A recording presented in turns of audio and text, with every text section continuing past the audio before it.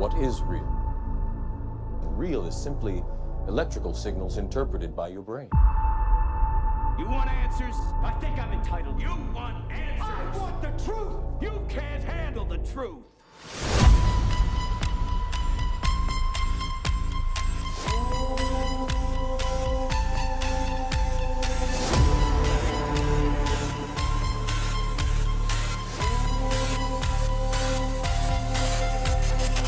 Open your mind.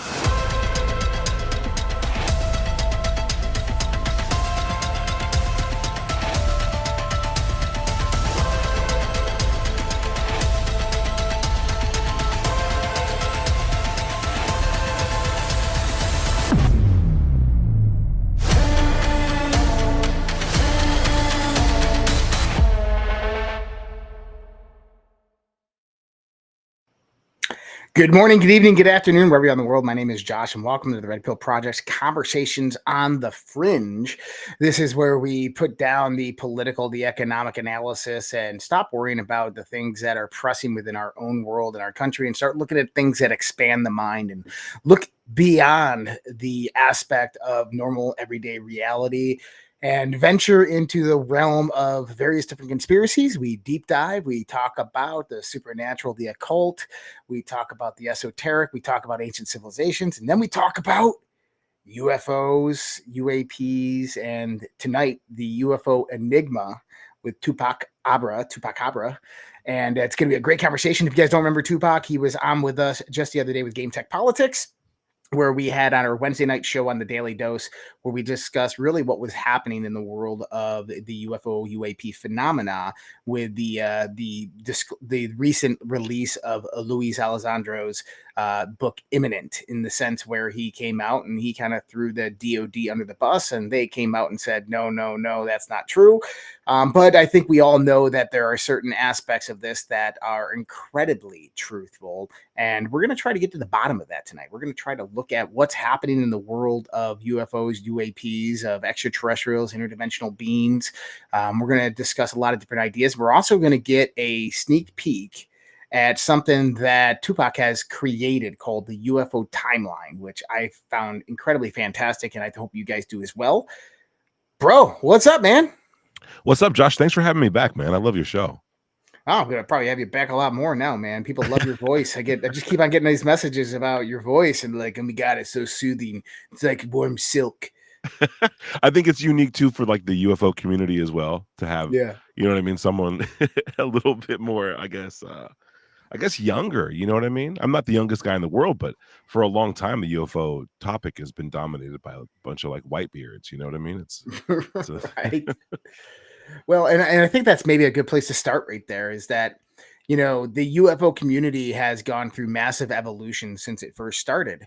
If we go back to the late 1940s and the 1950s, not many people in the social everyday world were talking about UFOs, extraterrestrials, and aliens. This typically would come about through various different newsletters that were put out locally through nutbags that were looking at various different occult or esoteric works that came out of the 1920s and the 30s, and we're kind of following that genre or aspect of things, kind of tailing off of Townsend Brown or Nikola Tesla and their types of research. And it wasn't until probably the 1960s with Betty and Barney Hill that things really started to kind of ramp up. And then obviously we talked about Mount Rainier with Kenneth Arnold, where things started to enter the social realm. But I think there was always a presence before that. The biggest problem I think we had was there was no kind of like social construct to keep track of these things. But we know that after Roswell, that things began to heat up in the sense of humanity getting engaged with whatever this phenomena was, and it really making its way to the public. So it's kind of interesting to see where it is today. Yeah, you're right. I mean, a lot of the stuff has been grandfathered in from like this like early mystery days where they didn't know, right? The public didn't know if it was a prank, a joke, if it was spiritual or physical. And then, yeah, with all this new science comes rolling out through these war machines, it kind of culminates in the invention of like the atomic weapons. And then, you get Roswell, you get all this stuff that follows it. And people, I think, weren't really sure if what was going on was the result of like a war effort, right? Secret tech or whatever. And then but then it explodes where you have, like you said, Betty and Barney Hill, you have abductions, you have sightings of different types of craft. You have like people going into the historical record and finding out, oh, this stuff was happening a while ago, right? A while ago. And you get people like Jacques Vallée and coming into the mix and offering new ideas with like background in Carl Jung, like Jungian psychology. And that kind of opens it up even more. And now everyone kind of, it's now a human mystery. People don't know if it's natural, unnatural, or just human. But it's crazy that it spanned this long in this different many subjects. Right. And I mean, you got various different authors who published books in the late 60s and the 1970s, Zachariah Stitchin, Eric von Däniken, that come out and talk about this phenomenon from ancient history and ancient culture, to the point where information was readily coming about in society. It was being more integrated in society. It was readily available in books and in libraries, microfiche and these types of things, to where people could go at their public library and start doing their own research on these various different topics. My town, I'm from a small town outside of Rochester, New York, called Caledonia. And it is a town of, at the time I was growing up there, less than probably 1,200 people. And throughout 1967 to 1969, there was a string of UFO sightings in the town. And the only way to find out about this is actually go to the county or the town paper on microfiche at the public library and find out about it. And there was hundreds upon hundreds of witnesses in one small town of these UFOs that were coming out at night and hovering over people's houses. And it's a pretty interesting phenomenon when you start thinking about, like, that was happening in small town America. How many other towns was it happening in? How many other places in the world was that happening in? Oh, exactly. Exactly. I mean, and yeah, there's this lack of information availability where there's no way for people to even share this data, right? These towns could have been separated by mere miles, but maybe didn't hear about what these other guys saw. And a lot of people don't talk about these experiences anyway, right? So it's that's a good point, man. We're in this new information age, and going from like the weird dark corners of the libraries to like going to like, use the computer at the library to like look up this stuff, and for these weird websites. There's one that's like really stood the test of time, the Black Vault, John Greenwald's The Black Vault.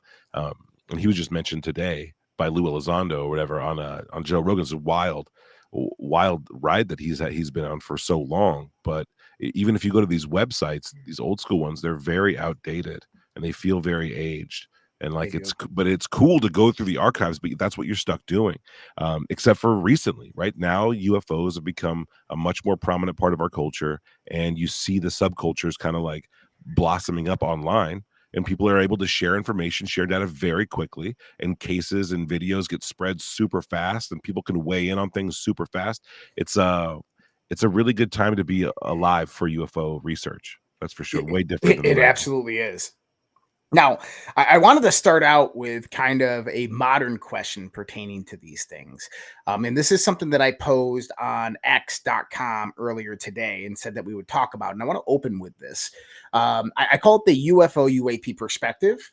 And the question is really simple because it was brought up by a few different, David Grush, Luis Elizondo, and many other various government figures have come forward blowing the whistle on these things, have talked about this one specific aspect, but nobody's asking the questions that should come after that. And here it is. If this technology is far more advanced or superior than us, then how can we trap it or crash it, make it crash, shoot it down? If we are retrieving craft from some other intelligence, wouldn't they perceive our actions of engaging them to obtain their technology as a threat? Luis Elizondo was recently quoted as saying it does not appear that whomever they are benevolent. In other words, he doesn't see them as nice and friendly coming here to sing Kumbaya.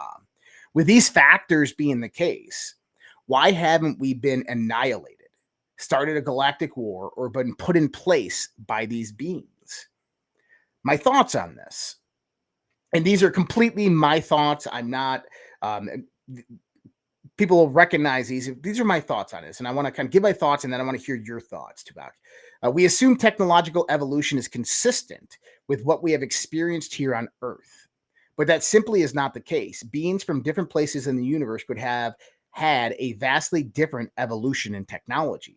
Just because they have gravitational craft that can traverse the universe doesn't mean they're more advanced than us in other aspects. It simply means that the conditions of their technological evolution gave them greater insight in the various fundamental branches of science. In other words, just because they have craft that can traverse space doesn't mean that they have advanced capabilities in electronics, biology, weaponry, and others. They could easily be a civilization that is equivalent to ours in progression, but advanced differently, which would mean that our technology is not obsolete against them. That's one point. The other point, I think, is probably more around the aspect of truth. The whole world is one big psyop. We have advanced technologies and have had them for quite some time. It is these technologies that protect our planet and the reason why we can shoot these things down without repercussions.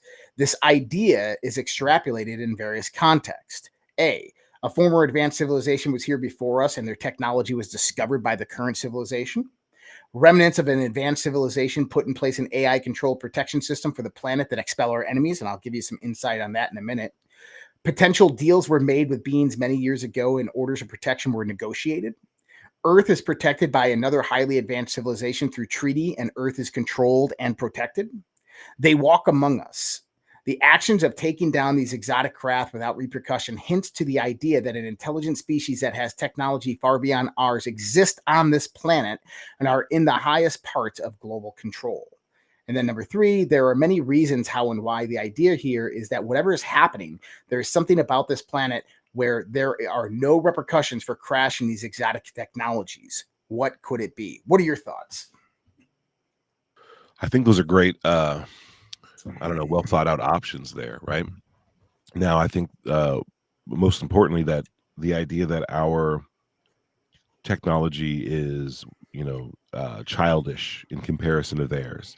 I think you brought up a really good point that, they're so alien to us, whatever they are. We're either incapable of sensing them most of the time, or we don't understand them if we do sense them. Our brain blocks it out. That could be an issue, and they could have evolved right alongside us or in a complementary way.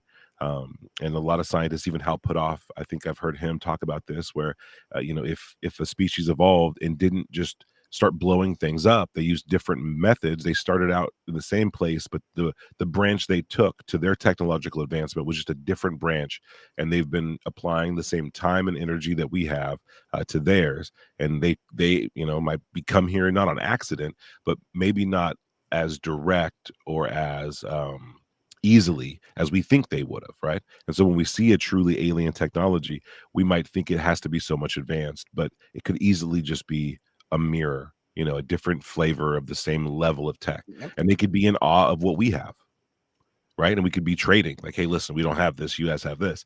Then there's the issue of, like, if they're so advanced, why aren't they blowing us up? Why are they hiding?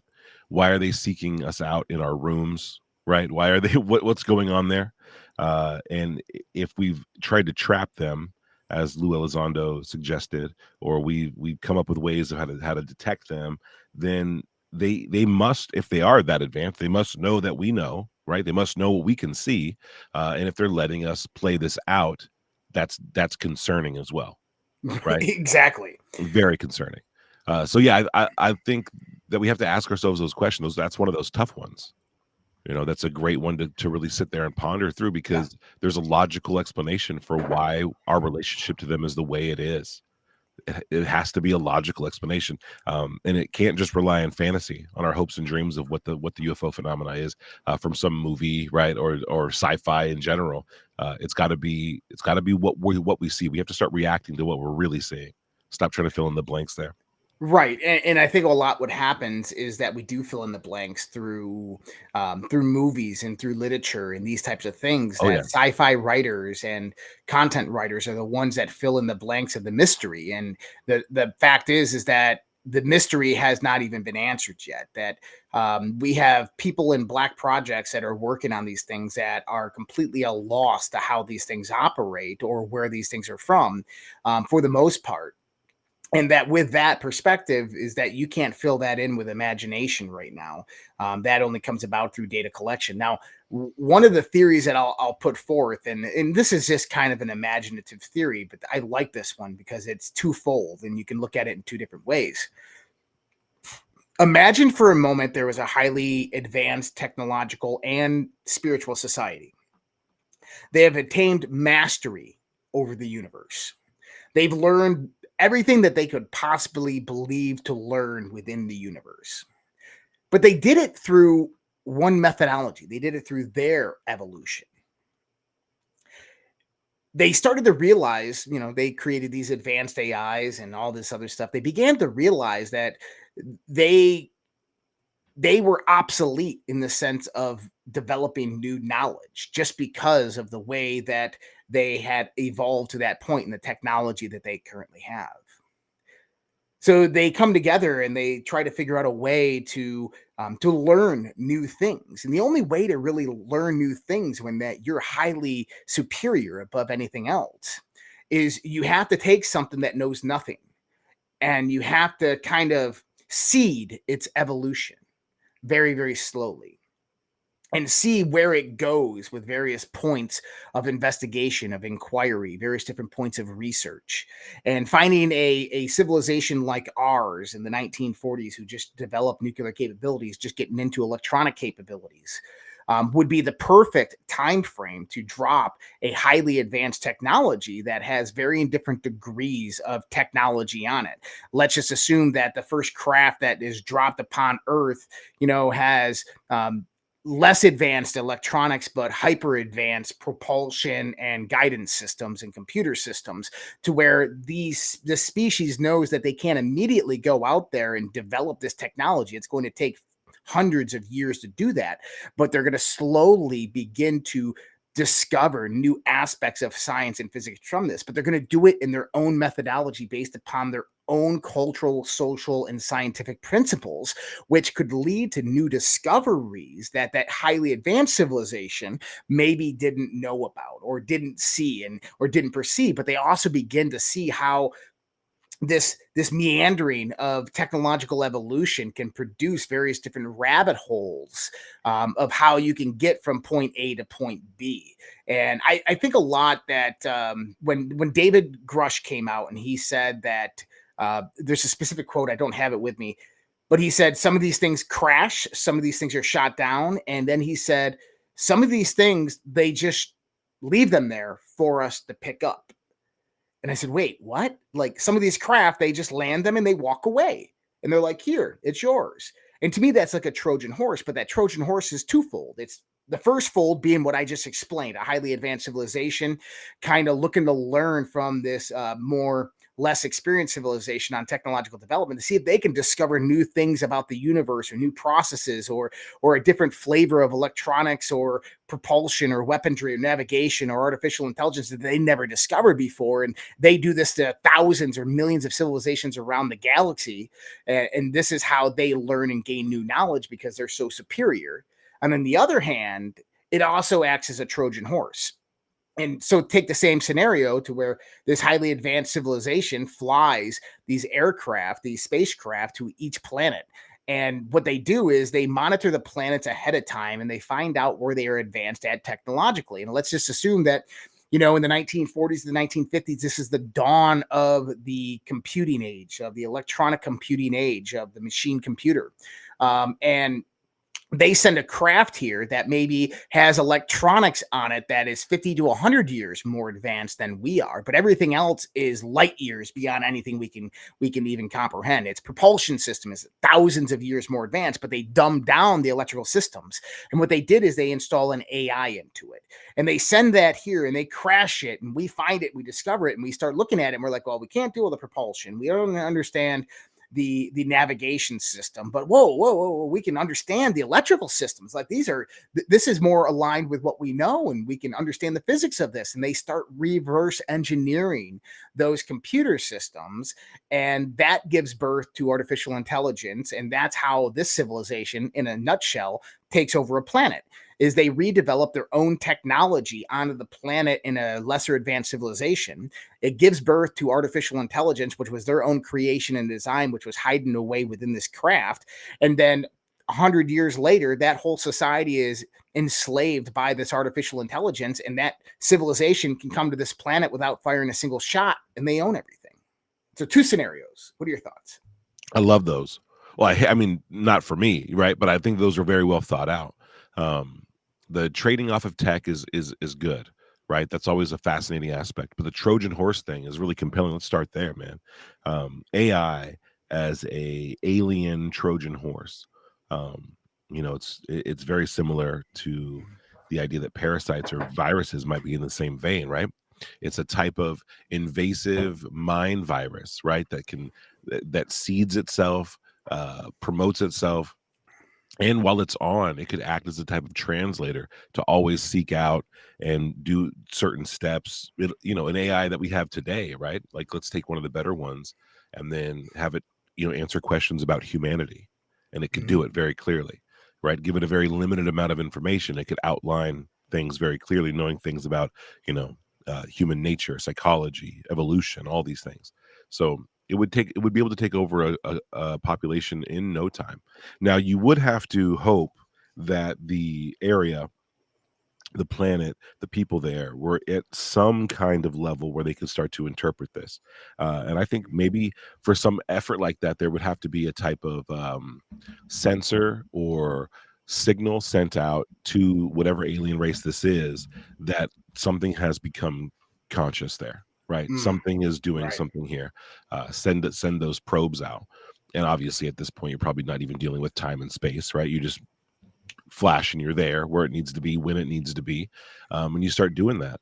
I think, that there's a lot of likelihood that could be going on in the physical realm, right? That there's these AI, what are they called? Neumann probes, von Neumann probes. Von Neumann. Yes, John von Neumann. Right. And they go out and they are seeding intelligent life on planets, without even the planet knowing it, just dropping off the necessary tools and then letting nature take its course. Well, do you know who John von Neumann is? John von Neumann. You know who this guy is? No, I'd love a background on this guy, actually. You ever heard of game theory? Yeah. That's John von Neumann. Okay? Really? Oh, yeah. So it was developed as a computer algorithmic functionality, kind of how computers will operate and so forth. But John von Neumann is genius level. So there's speculation that he came out of Germany and was part of Operation Paperclip.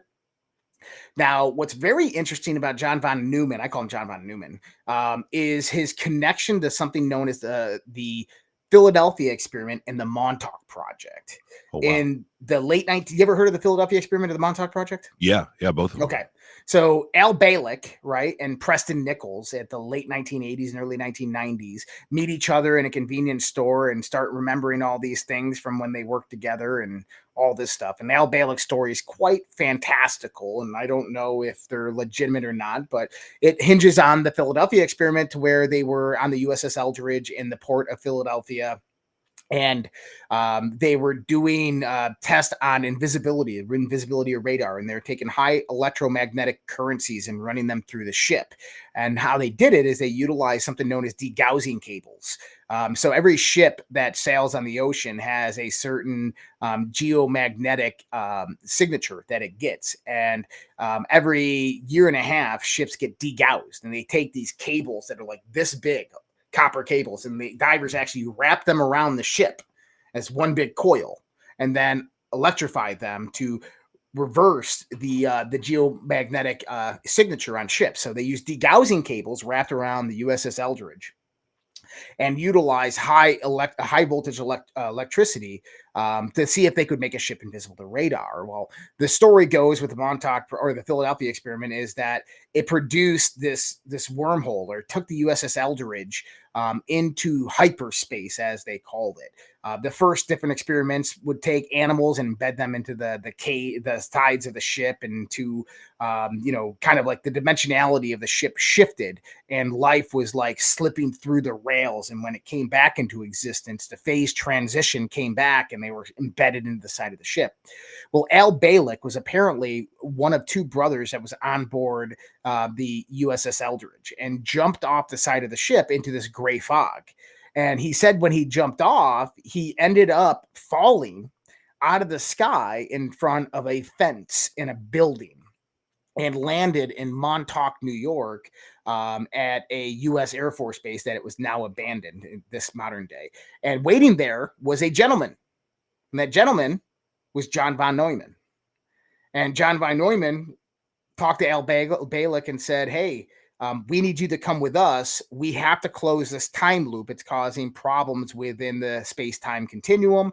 Al Balick went with him. They were able to send him back. He closed the time loop, but he got stuck in 1982, and then became the top person working on the Montauk project, utilizing something known as the chair, which was supposedly garnered from alien technology that utilizes consciousness as the precursor to the functionality of its electrical or its actual technology components on board the ship. And the Montauk project, Al Balick said that he would get plugged into the chair and he would think an apple, and an apple would just manifest in front of him.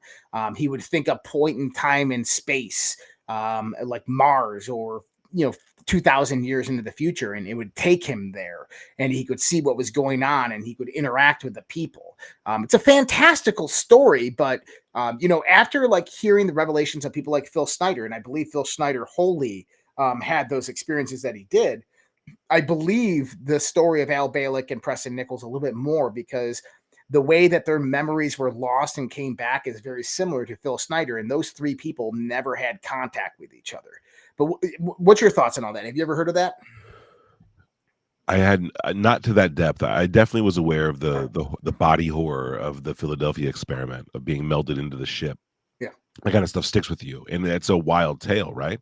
But that it matches up with kind of really top secret experiments that have been declassified since then, with high voltage, experiments that went on with these ships and invisibility. The chair really is striking, right?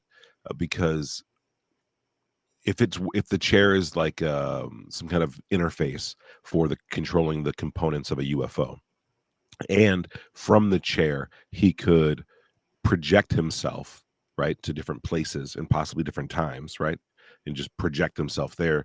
The question that I ask is, like, what were the people seeing if they saw him project himself consciously into their vicinity? Are they seeing a UFO? Are they seeing a point of light? What are they seeing? Also, it matches like the sport model or whatever of Bob Lazar, right? There was this weird chair that was almost like in the craft, and it was like 3D printed in it. That came up on another podcast today. So that's very fascinating. And Phil Schneider had a wild tale, another one that I loved listening to, and still think it's very compelling. He's a Portland guy, or at least ended up there. So I had a fascination with him for a while.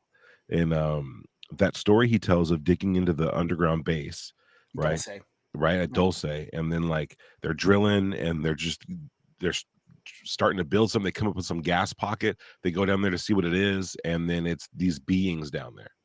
Terrifying. That story is really compelling, and the fact is like those compelling stories are, a lot of people have those, but when he passed away, it was under very strange circumstances. So for anybody who doesn't know about Phil Schneider, Phil Schneider was going about his daily life one day, was in his garden working, smacked his head, and he was missing a few fingers. When he smacked his head, memory started coming back to him. about working in underground military bases, of helping the government as a contractor do these. It was a trade that he knew his whole life. He went to his file cabinet and found his W-9 forms from working at the government. He's like, when the hell did I work for the government? It was his old tax forms. He started investigating this and starts uncovering how he worked for the government developing underground military bases, one of them being in Dulce, New Mexico. And this is actually close to Alamogordo, where we had a massive UFO sighting in the 1950s, UFO crash.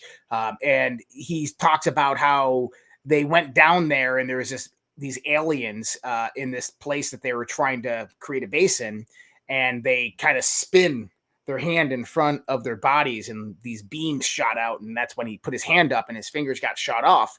And then he goes into a fantastical story about them. But Phil Schneider died soon after the last seminar that he gave, which I believe we play on our conspiracy streams. So if you watch our conspiracy streams on night, there's a 2-hour segment on Phil Schneider, of him actually giving the speech. And about a week and a half later, he was staying in a Bodunk motel room, and his health had began to deteriorate, and he was in a wheelchair and had a catheter. And people believed that at the time he was being poisoned by the government. Well, he ended up committing suicide, quote unquote, by strangling himself in a wheelchair with his catheter. I mean, the fuck. And did you know that they didn't report that? It wasn't in the report at all. The coroner didn't find it. It was only at the funeral home where they were dressing the body that they discovered that under his like double chin was this catheter and these strangulation marks. Like, very bizarre. So yeah, his stories like that are easily dismissed, but it's great to find correlating points between them. Like you said, like the idea of working for the government and not knowing it, right? That's a horrifying realization. But it's come up a lot. Can your memory get wiped as you for a shift, right? Can you get hypnotized almost to forget what you were doing? And I don't know how else would they be building these things without robots, right? And the word's not getting out. So, I was 10 years in the United States Navy. I was stationed in San Diego, California. I've told this story a few times. And I like telling the story because this story was like one of my wow moments. So I worked with lots of different government contractors in San Diego that would come on my ship, do various different points of repairs or maintenance or help us troubleshooting various different things. So I knew the guy, a lot of them worked for space warfare from Lockheed, stuff like that. So I'm getting on a plane, flying to Las Vegas, and not for work or anything like that. I'm military. I'm just taking some leave for the weekend. I'm going to Vegas to have some fun. And I get on a puddle jumper and I'm sitting towards the back, and I'm sitting next to this one guy, and I notice he has a Spay War badge on, and we start talking, and I'm like, well, what do you do? And he goes, oh, I build electronic gating systems. I do a lot of the programming for various different military installations and bases on the security protocol aspect of it. He goes, I design a lot of the bases. And I'm like, oh, cool. And we kind of extrapolated from bases to what kind of bases? And he goes, well, actually, he goes, one of the interesting things that I've done is we built an underground railroad system with hypersonic trains between various different military bases all throughout the West and the East coastlines. And I'm like, wait, what? He goes, oh, yeah, there's a lot of things you don't know about that our government has done. And I said, well, what are you doing now? He goes, actually, I'm flying to Vegas. I'm going to work at a military installation, and we're developing new lock chambers for some underground bases that come in from the Pacific Ocean. I'm like, what are you talking about? And he goes, let me tell you this. One of the biggest lies that you've ever been told is that the continent that you live on is solid rock. And I'm like, what do you mean? And he goes, think about salty oceanic water hitting the coastline over and over and over. That's happening miles down on the continental shelf. And I'm going, yeah, okay. And he goes, this erodes away a lot of that bedrock and produces porous structures to where the ocean waters actually seep underneath the continent and produce underground rivers. These rivers then begin to seep upwards and deposit the salt and then produce freshwater lakes and rivers coming out of the top of mountains to produce rivers and coming out in various different low points of elevation to produce lakes. And he goes, there is underground tunnels underneath this continent and every continent on the planet that are massive. We could fit massive ships and submarines through these things, and we do. And at the time, we're coming into Vegas. And he goes, look down there. He goes, that's one of the bases that I'm going to. And it was probably 100 miles outside of Las Vegas. And he goes, you see right down there? I go, holy shit, that's a submarine. He goes, how the hell did they get a submarine in Vegas, in Nevada? I'm like, oh. And he goes, the only way to do that is through a locking channel coming into the Pacific that goes underneath the continent and then rises up, and that submarine will come into that lake in Nevada. And I was like, yo, that's wild. That's wild, dude. The idea, I thought that there might be man-made tunnels from the shipping, from like the coast all the way inward. I could kind of guess that, but I thought it was sporadic and spread out. But if the continents are really built that way, if there really are all of these different, chambers and tunnels, I would believe it. Like I would completely believe that.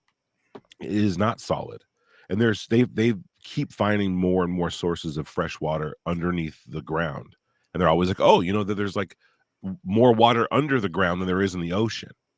So that's actually true, and that was recently verified about 6 months ago. Is that there is an ocean underneath your feet bigger than the ocean, all oceans in the world. Here in Minnesota, it's kind of evident, right? We got something called the water table. It's one of the reasons why there's 10,000 lakes in Minnesota, because the water table is incredibly high and close to the surface. So in my property, the water table sits at about 2 to 6 feet. And if you dig down 2 to 6 feet, water will start gushing up in your yard. And this is kind of where underground aquifers, or this is where wells are drilled into. So to find a water table, people drill a well. So a 100-foot well is a 100-foot water table. A 50-foot well is a 50-foot water table. Here in Minnesota, we don't have one that goes very deep. But wow, that is an area of water that actually exists underneath the ground all throughout the planet that has saturated all of the ground. And it's an underground ocean. And it can be hundreds of feet deep, and it can be miles deep. Blowing my mind. And you heard this from someone who was working there, dude. And how many like videos have we seen of like underground tunnels from like semi truck drivers being like, holy shit, what is this?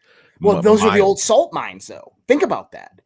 Those are, so when you're looking at the videos from Arkansas, right, and you have the tractor trailers going in through the tunnels, and you're seeing these massive caverns. Yeah, those are the old salt mines.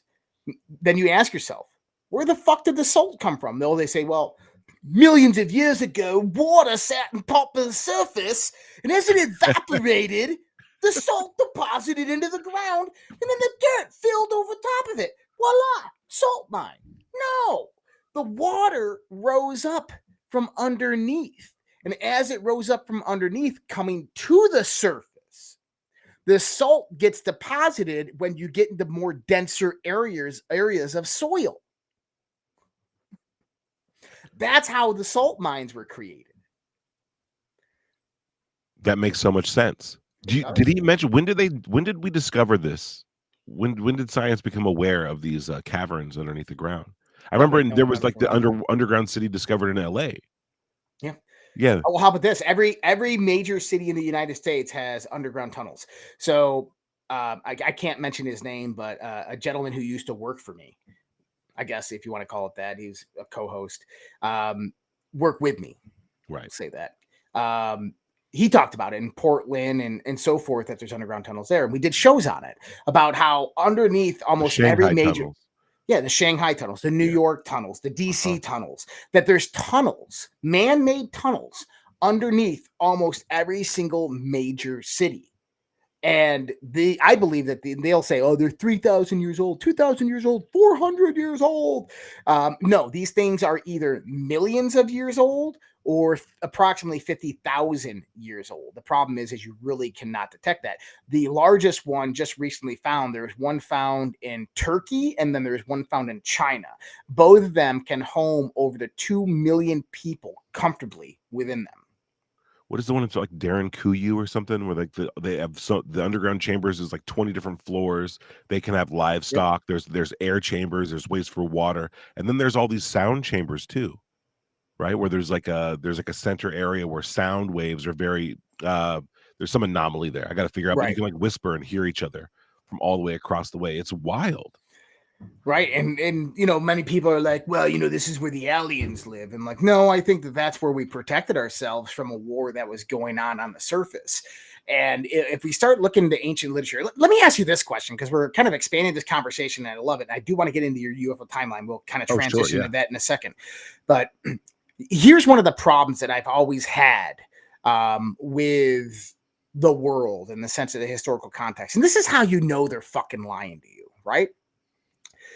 On this planet right now, we got thousands of languages that are spoken among humanity. If you go back 4,000 years, you find about the various different Semitic languages. You go back even further and you find about 2 or 3. The 2 or 3 languages we find are ancient Sumerian, you find Sanskrit, and you find Hebrew.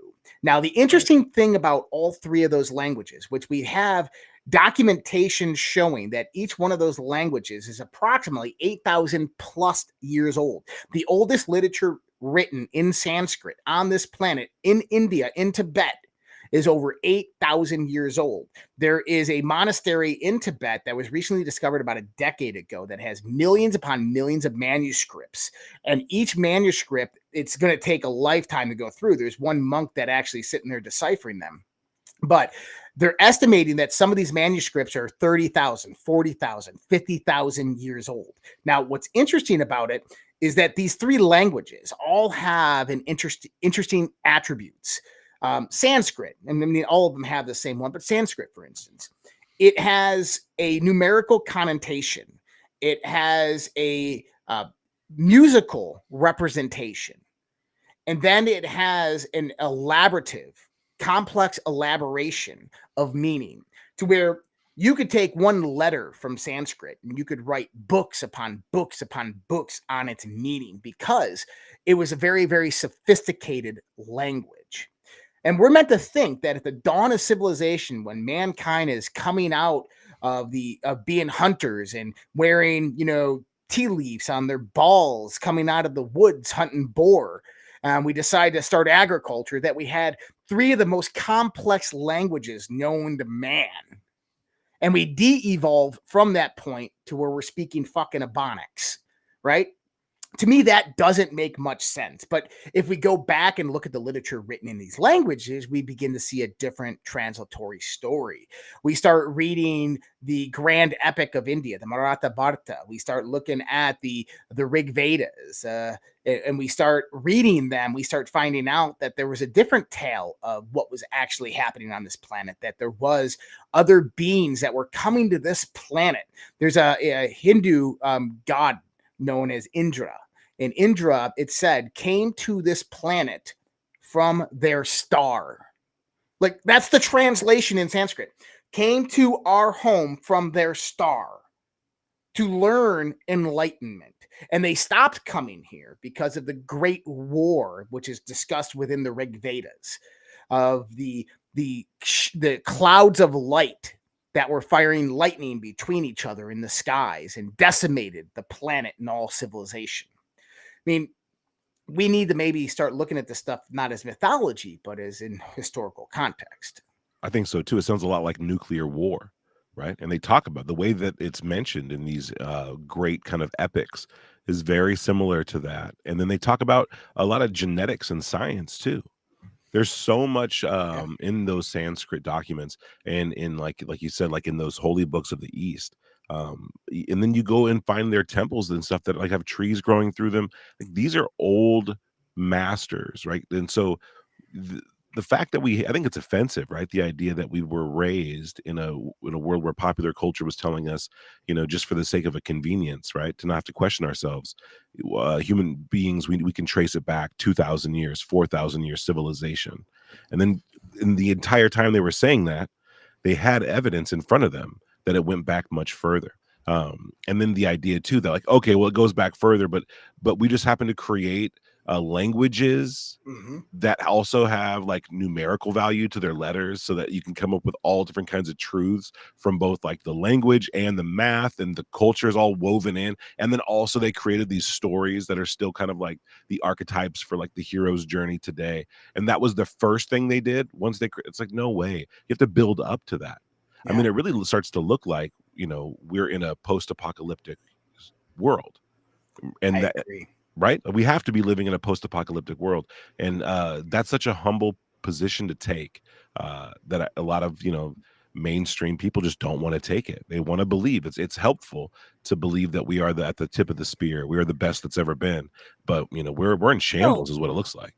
And on the other side of that argument, it's incredibly hard for people within the UFO community, like Luis Alessandro or these types of people, to go that route, because now you start taking on the establishment of all science, right? You're taking on the establishment of anthropology and archaeology, of historians, right?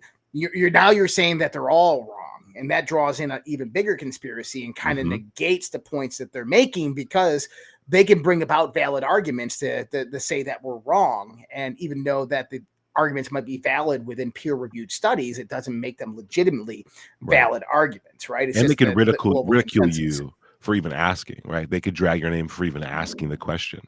And we've seen that with Velikovsky, right? And so many other people who were brave enough to ask the tough questions. And it's like, when you get an opportunity to like zoom out of, like, let's say you're working on a jigsaw puzzle and you keep your nose really close and you notice that some of the pieces weren't really fitting, but you could fit them in there and get them in there. And you just thought maybe they manufactured it wrong, right? Maybe some of these edges just aren't cut sharp. And then you get a chance to zoom out and you realize, oh shit, like there's a whole bunch of stuff over here in the corner that doesn't belong there. I was forcing pieces in. They actually, now that I look at, they're not even the right color. They're not the right shape. I can get those out of there and rethink this and hit the drawing board again. That shakeup people can do easily as an individual, but as a culture requires a lot more of a wake-up call to a lot more people. And so there's this resistance, and we keep building. I think like Graham Hancock says this a lot. Like we have like a society whose foundations are built in sand, right? Like we keep on trying to build higher structures on this foundation of sand, and we got to go back to the foundation, reinforce it, rebuild it, get all the stuff we can learn now, even using AI, right? We should be asking AI these tough questions. Like, in your opinion, how far back does humanity go, given these genetic facts, given these cultural facts, given these like things? I'm sure we will start to get new answers. I agree. So one of the questions I want to ask and your thoughts on is, well, number one is, I know that there's people on this planet who know the truth to these. I believe that a lot of secret societies and a lot of cults kind of hold these traditions for millennia, for centuries, and bear the torch of a lot of this knowledge. Now, this is kind of interesting because this is kind of off topic, but it's not. How far back can you trace your family lineage? Let me ask you that. How far back can you trace your family lineage? Oh, I never really tried deep, but I know that it's on my mother's side. It's a couple hundred years, all the way back to like Sicily, right, or Italy. Okay. And then on my father's side, it goes back a really long time. My father's from a Polynesian island, and so like it's pretty not secluded, but pretty far out there. So they got their own history. It goes way, way back, and so like I can do it for a while, I think. You know what I mean? Yeah. So I can trace my family history, father side, mother side, back pretty far. Our family was really well historically tracked in Scotland, and then and my mother's family in France and Russia. So quite a few record keepers, right? But there is an interesting thing that I saw the other day, and I started looking at this, and I'm like, these are the types of families that have held the secrets for a long time. And have you ever heard of the Kernatowski family of Poland? No. So the Kernatowski family is a Polish aristocratic family. The family have been highly prominent for centuries, first in the Kingdom of Poland, later in the Polish-Lithuanian Commonwealth, and presently in the Republic of Poland. Since the 16th century, members of the Kernatowski family have been active in politics, the arts, and military affairs, and they maintain extensive wealth and land holdings throughout all of Europe. Their family is first appeared historically in Poland in 1303 and has been traced back to current day from 1303, even previous. Now that's pretty fucking remarkable, right? Yes. Do you know one of the living heirs of that family? You know him. You've heard of him. Oh. He's a podcaster. Is it Joe Rogan? Theo Von. Theo Von? He's a descendant of this. He's a Kirkanowski. He's like the heir of the Kirkanowski family. No, he's not. Shit, you not? What? Theodore Kapitani von Kirtanowski III, known professionally as Theo Von. What a small world. That's wild. What do you make of that? I make of that there are bloodlines on this planet that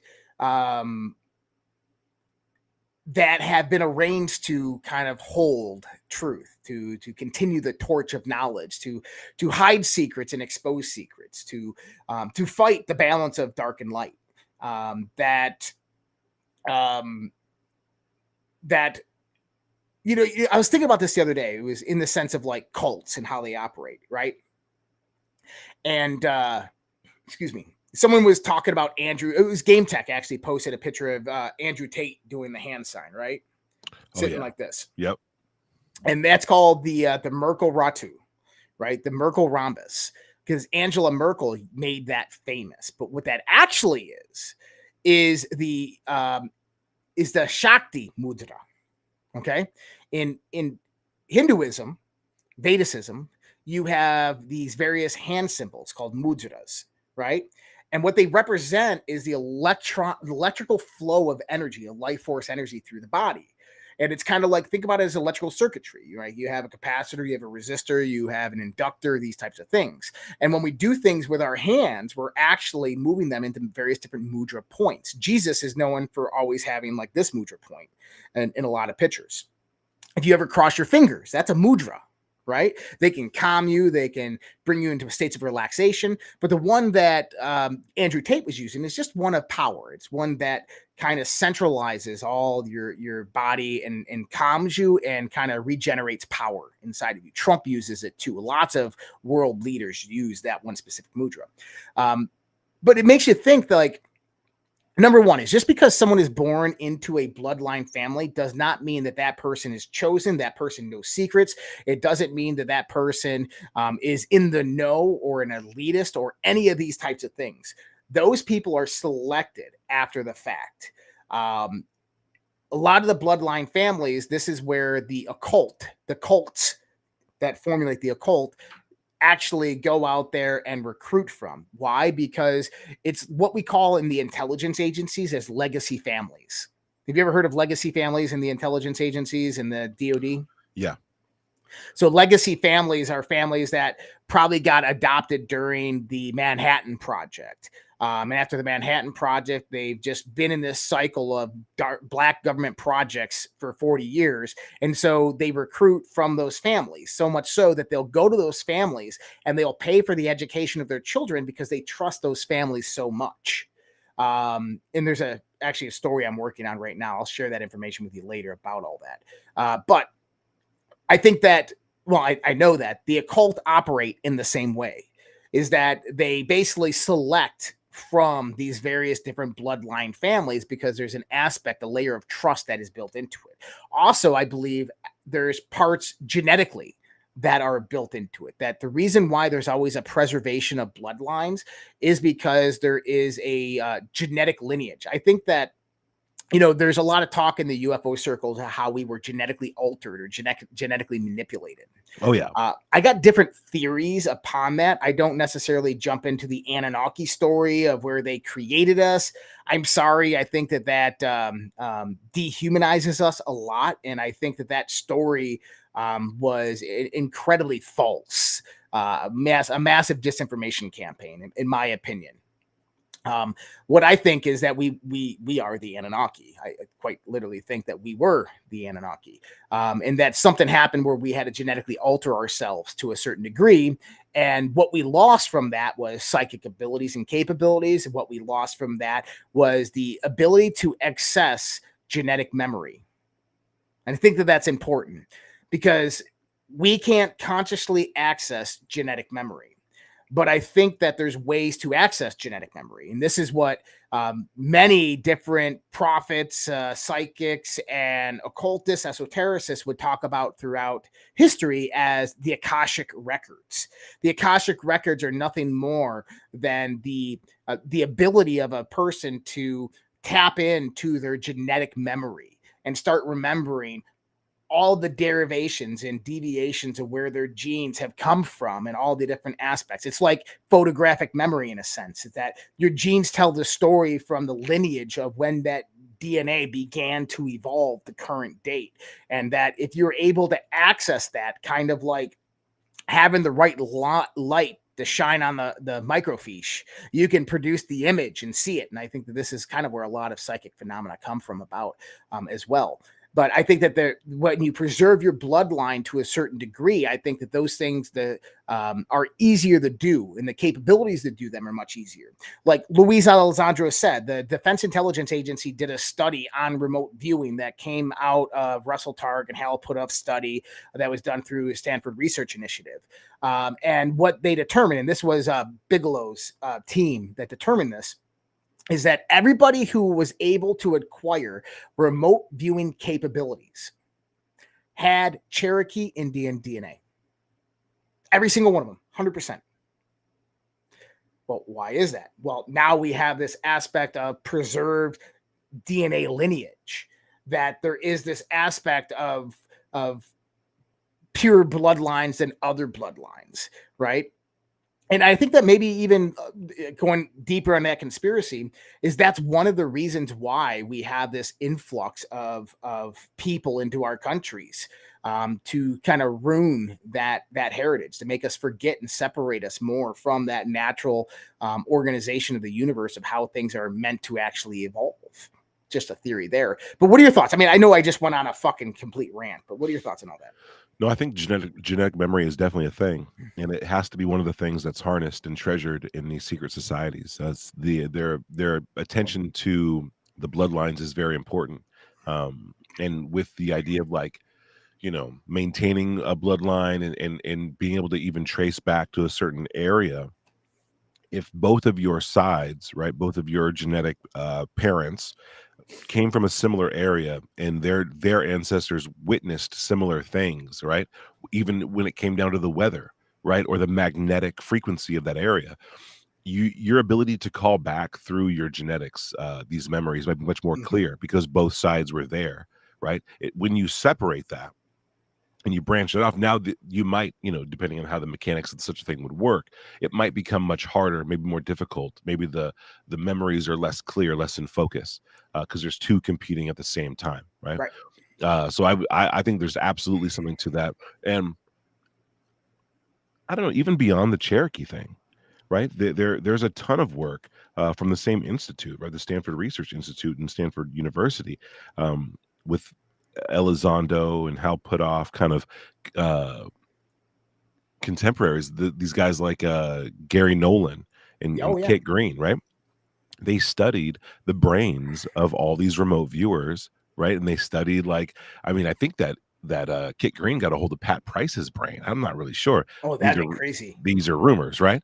But yeah, the idea is that they were very interested in what is similar, and not just the blood, but definitely the the different structures, we talk about this, the ganglia, the different structures of the brain are hyperactive in people who are seeing these things, both able to have paranormal experiences, but to also see like UFOs and have remote viewing experiences. And Well, you do you have know to who ask Dr. yourself, Dean Radin is? yeah, actually, good friend of mine loves Dr. Dean Radin. Okay, I've had Dean on the show before. Oh, wow. Yeah, awesome dude, fascinating. But when he was on the show, he talked to us about out at SRI, Stanford Research Initiative. They did a study back in the 1980s on psychic phenomena. And what they wanted to know was there a difference between people who experienced psychic phenomena, saw UFOs, saw ghosts, had metaphysical experiences, spiritual experiences, believed in God? Was there a difference between them and people that were completely atheist and could not see any of this stuff at all? And what they determined was there absolutely was a genetic difference. And the gene that they isolated was known as VMAT2. And that when VMAT2 is upregulated, that people have these mystical experiences. People can see UFOs. People have alien abductions. People can see ghosts. That when it's downregulated, when it's not activated, people are most likely atheist, and they have no spiritual connotation whatsoever. Yeah, and I ask people too, what is their number one? What is their inner monologue a lot? Like, what does it consist of? And number two, you know that theory, right? Mm-hmm. That not everybody has an inner monologue. They don't, and not everybody has a visual. 27% of the population only has an inner voice. It's wild, right? Realizing that other people think differently is something that my mother used to always tell me. Like I needed to always pay attention to. Like that's the number one advice I always get from my mom. People don't think like you, and it's an assumption that we all make that people really do. And I'm not saying that there's more advanced or less advanced, but the idea is what we focus on, what we hone in on. And I've come across people who either through lack of practice or lack of ability did not have a visual imagination. They could not imagine the green apple, right, that they saw this morning. They couldn't imagine it. They couldn't see it in their mind. And that alone would boggle my mind. But I call back to like all these moments throughout like film school and group projects and different types of things where your ability to communicate becomes a super weapon. Otherwise people can't see it. You know, they can't imagine, they can't visualize it. They can't hear it. It's not tactile to them. And yeah, I always wondered what that was, but a lot of people have fascinations with UFOs, and some people even have this awakened when they have an experience. Right. I've come across people who were very not artistic, not creative, never gave it a thought, kind of liked music, but never like loved it, couldn't remember lyrics. Like it was just one of these things. And then they had an experience and suddenly they are buying music equipment, right? They are starting podcasts. They want to be creative. They're trying to do it every day. And every day they live where this is a feeling is like almost like they're on the border between madness and genius. And they've never been brought to that threshold before, and they're riding it out for as long as they can. I think it's a really important thing to remind ourselves as we look into things that our abilities are wildly different, and that could have a ton of different sources, whether it be our genetics or our upbringing. But the more we realize that, I think the better our tools will be to start not only like waking people up to like the idea of what could this be, right? Like what is visual imagination? What is creativity? Like why are some people called to do it? Why can't some people stop making stuff? Why can't, like, what makes a great artist a great artist? Like these are very valid questions, and we skip over it like it's a type of novelty by just being human. But I think they beg us to ask huge questions, like where are these ideas coming from, and what about our physical body is allowing this communication to take place? Because it's almost as if some people have their a third eye open, right, or another ear open. Like some people are hearing things differently, they're seeing things differently, and we've started to understand this through concepts like synesthesia, or we're finding people who are like savants or people who just are normal, but they straight up can hear colors, right, or they can like see equations in their mind as a shape, right? There's all these different like skills and abilities that we have completely like muted out. So, I personally think that the UFO conversation is headed in this direction. They're trying to, if you hear about a government program about UFOs or studying UFOs, the reason why they don't bring up information about craft, why they're always like, it's top secret, is because I think they're looking up information on people. I think the human being is the best instrument to sense UFO and to determine if it's in the vicinity or not. It might even be the best bait, right, for a UFO. So they're trying to find people who have this genetic disposition through all their little genetic 23andMe efforts. And also there's a series of like apps that are having people report their UFO sighting. And then that data is going and being cross-referenced to bigger databases and to determine, okay, Joe Blow down the street can see UFOs consistently. Now we know we got a guy, right? So when this guy reports one, we know that one's actually here. And also we should go study that dude. Like they study people like Chris Bledsoe. I don't know if you're familiar with the Bledsoe case. I am. Yeah. So this guy, made a report on MUFON in like 2008 and became like the subject of like focused study of like intelligence community members. Like people swarm this man, from the CIA, the FBI, like politicians to scientists and specialists and all these people. They swarm him, trying to get answers about what this phenomenon is. And not that I disagree with Chris Bledsoe, but the one thing that we have to do, and I think that this is hard for human beings. I become kind of a master at it, I guess, throughout my life, because I learned really early, especially after being introduced and ordained in the various different knowledge, is that you have to separate your beliefs and ideologies from things that you experience.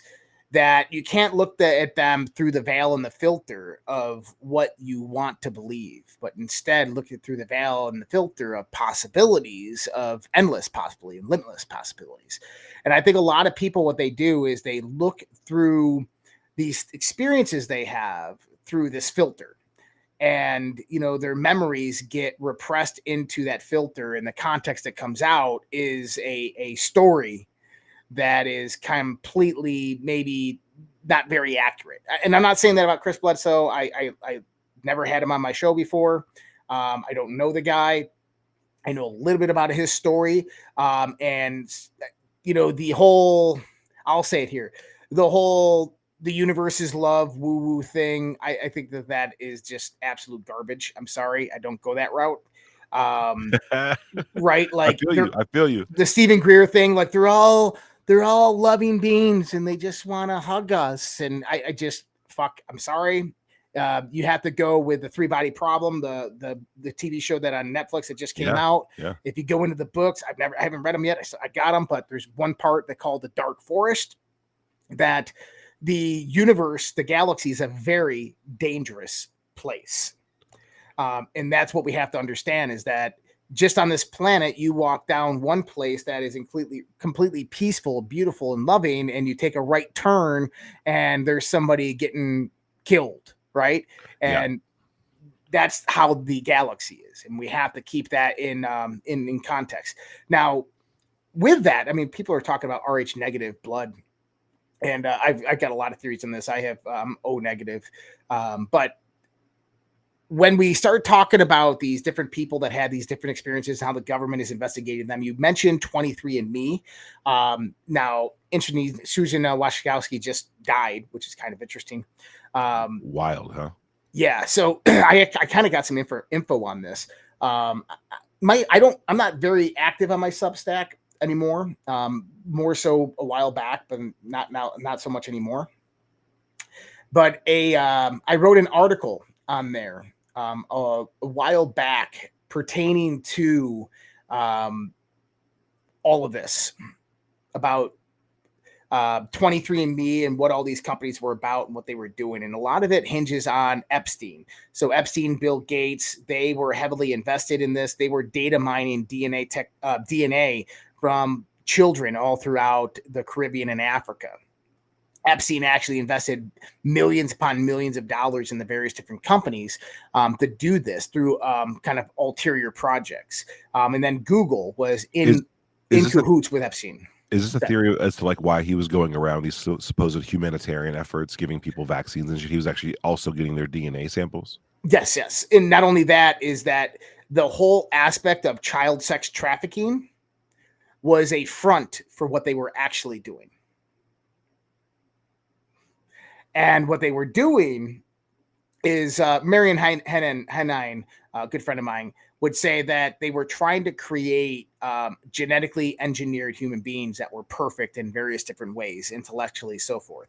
I think what they were trying to do, or what they are still trying to do, is that they're trying to unlock the knowledge, the technology that's inside of our DNA. And they're trying to identify people who have long genetic historical context on this planet, right? To see how far back they can get. Well, not necessarily that, but they're looking for something. So they're if they find someone, right? If they find someone who has, let's say, 2 million years of historical genetic lineage, now that person lived in a civilization 1 million years ago that had high advanced technologies. Okay, now they can, if they are able to pull that information out and read it, what happens if that guy was an engineer? Now they can reverse engineer this technology that they know nothing about and have no idea how to operate, right? So they can pull information out of this, historical, technological, so forth. I think that is one of the primary things that they're trying to do. That's a really interesting concept, because like with the advent of like AI, like, you know, that all these AI image creators and AI companies are starting to do something what they call a world model. Dude, have you heard this? You ready to get red pilled on that? Yeah. So I consult for some different companies sometimes in blockchain and cryptocurrency, and I was on a call one day, and one of the guys that I'd worked with before in another project was on this project call, and you know, I'm like, hey, how you doing? How you been? Right? Well, this guy is interesting. Number one is he's not awake like us. This guy is probably woke, if anything. Okay. He was a neurosurgeon, brain surgeon. Ended up working with a few different companies and goes back to school and gets a PhD in artificial intelligence, computing. I mean, that's who this guy is, right? Multiple PhDs. He works now for the last 8 years. He's worked on a contract with Google. He works for Quantum AI. Okay. So he works for Google's Quantum AI project, and he's been there for a very long time. So we asked him, well, what are you doing at that project? He goes, what I do is I go out there and I talk to various different pharmaceutical, medical companies, hospitals, doctors, all different types of things. And we try to aggregate medical data. And then we correlate that with patient DNA data. And we feed that directly into our AI. And I said, what do you mean your AI? He goes, oh, we've had AGI for 5 years. I said, wait, what? He goes, artificial general intelligence? Yeah, we've had it for 5 years. And for the last 5 years, we've been feeding it every bit of information that you could ever imagine, including the DNA information, the medical history of people, social behavioral profile information from social media companies, that for 5 years, they've been feeding an AGI this information. Okay? Oh, I believe it. Yeah. So like in the context of the DNA, and then that just extrapolated the theory that I just talked about a minute ago, is what they're trying to do is they're trying to master DNA through AI and kind of decode it and figure things out with it. And they're doing a very good job of it. Google right now is probably 30 years beyond anybody else in the sense of what's going on with quantum AI. Guaranteed. That's a big leap. That's a big leap, dude. 30 years. I mean, AI, you have to believe that they've achieved AGI long ago, right? Oh, yeah. And then you just have to believe it. And honestly, I think some of the way that some of the media has played out as almost a perfect brainwashing machine, as if it responds and reacts in real time to what it needs to do and how it's going to adjust. Some of these media messages become such crazy mind worms, little brain worms. They just seek that. It's so strange, but that would explain a lot of it. That would explain so much. There was this phenomenon. People were saying that they thought their phones were listening to them. Right? Remember, it's like, oh, I said Skittles earlier today. Conspiracy theory. Yeah. And I got an ad for Skittles. And I'm the resident conspiracy theorist of my friend group. All right, no doubt. Okay. So like when I would hear this, people would look to me like, right? And I started to think through it. I'm like, dude, what if it's worse? Like, what if it didn't have to listen to you? What if it programmed you to think to mention Skittles? What if it knew you so well it knew it didn't have to hear you? It just knew you said it, or it even prompted you to say it, and then created this chain of events that make you feel like you're living with your free will intact, unquestioned, but you're actually just rolling out a script someone made for you, because all it would take is a computer system powerful enough to run all of the potential actions you might do, cross-reference that with all the actions you've ever taken, and it could easily begin to influence people on an individual basis, not even as like a culture, but as like literally we have our phones in our pockets. we can't escape them, right? So it's like they don't have to put the chip in your body. They don't have to do any of this stuff. They're tracking and possibly influencing. I think I heard Alex Jones talk about this with like Palantir, right? The true crystal ball. Right. Not only are they able to run these simulations to determine what could happen, they're also introducing stimuli in real time and monitoring that stimuli and the reaction to it, so they can come up with different plans, new plans. And you can't do that without a system that's either multiple like AIs, right, or a true AGI, which is clearly what they probably so have. I want to jump in on the phone thing. Number one, it's not a conspiracy theory. It's actually incredibly true. Is that so? You know the whole story with Facebook, right? How Facebook was created? Not real, not like the nitty gritty stuff or the conspiracy stuff. All I know is like the basic stuff on that one. So Facebook started up on January 14th, 2014, the same day that a DARPA project known as LifeLog stopped. DARPA wanted to create a internet project known as LifeLog to collect the analytical and the behavioral information of every American citizen. Well, Facebook received early on funding from a company called In-Q-Tel, which is a startup incubator directed by the Central Intelligence Agency. Google as well was one of these companies that got that startup capital. Actually, where we got Google Maps are actually CIA and DARPA's old technology. And this is kind of where everything starts to fall into place with what's going on with Google today. But Facebook... When we look at Apple, Facebook, Google, and companies like this, these aren't web search companies and social media platforms. These are marketing companies that have a small perspective of social media on the top or a search engine attached to it, right? They are marketing platforms. Right. And so with Facebook... For 20 years, Facebook has been acquiring user data, authenticated user data. They know where your phone is in your pocket, the height off the ground it is, how close you hold it to your ear when you talk. If you use, your speakerphone, if you use earbuds, they know where it is when you sleep. They know when you're going to the bathroom, taking shits. They know when you go to the grocery store. They know what you're buying at the grocery store, depending upon geofencing and your geolocation that is actually set. And whether you turn it on or off, it doesn't matter, because that app is actually tracking all that things. Not only that, it knows your scroll history. It knows your scroll history through Facebook. It knows it through X. It knows it through every single website that you've ever been to. You think in private browsing is stopping Facebook from knowing that you're watching porn? It's not. It's tracking all of that stuff. It knows what websites you're going. It knows all your kinks, all your fetishes. It knows all your behaviors. It produces what's called a social profile called an egg. An egg is basically all of your analytical data, your geographic data. It's all this data that I'm talking about and behavioral data mapped into one. And they've been doing it for 20 years. And they've gotten so good at that now they cross-correlate that data to other platforms. So when you walk in your house and you got your phone on you, your phone's MEID, your advertiser ID, is actually picked up by Amazon if you got an Amazon Fire TV or Alexa or any of that stuff. And that immediately registers various different things that you've been through throughout your day, that where you went and where your phone was and the different things that you crossed by at the grocery store or so forth.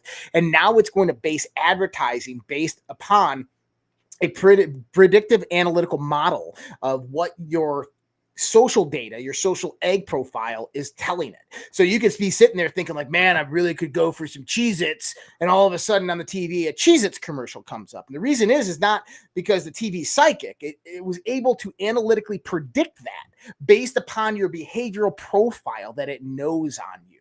Okay. Not only that, is your apps on your phone, things like Facebook, they actually play sub audio tones. So there's every app on your phone right now is playing music. Kind of like very similar to HemiSync music. Yeah.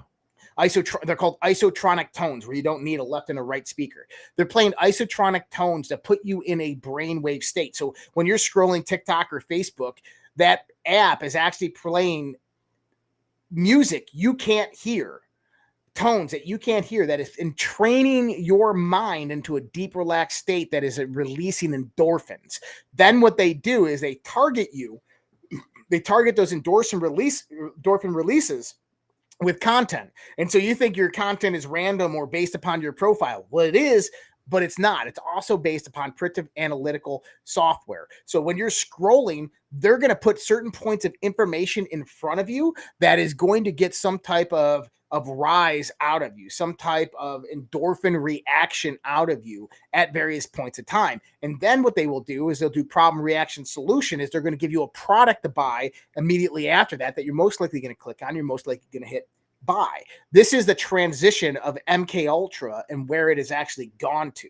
One of the ways that I think that they're actually getting these people to go, become the patsy for the assassination Trump on Donald Trump, or become a school shooter, is exactly this, is they radicalize them with this exact process, knowing that they have different behavioral cues and they can exploit those behavioral cues with points of endorphin releases through social media information and content. And they could find the people who are vulnerable based on their history, whatever, like, oh, this person's done this, this, and this.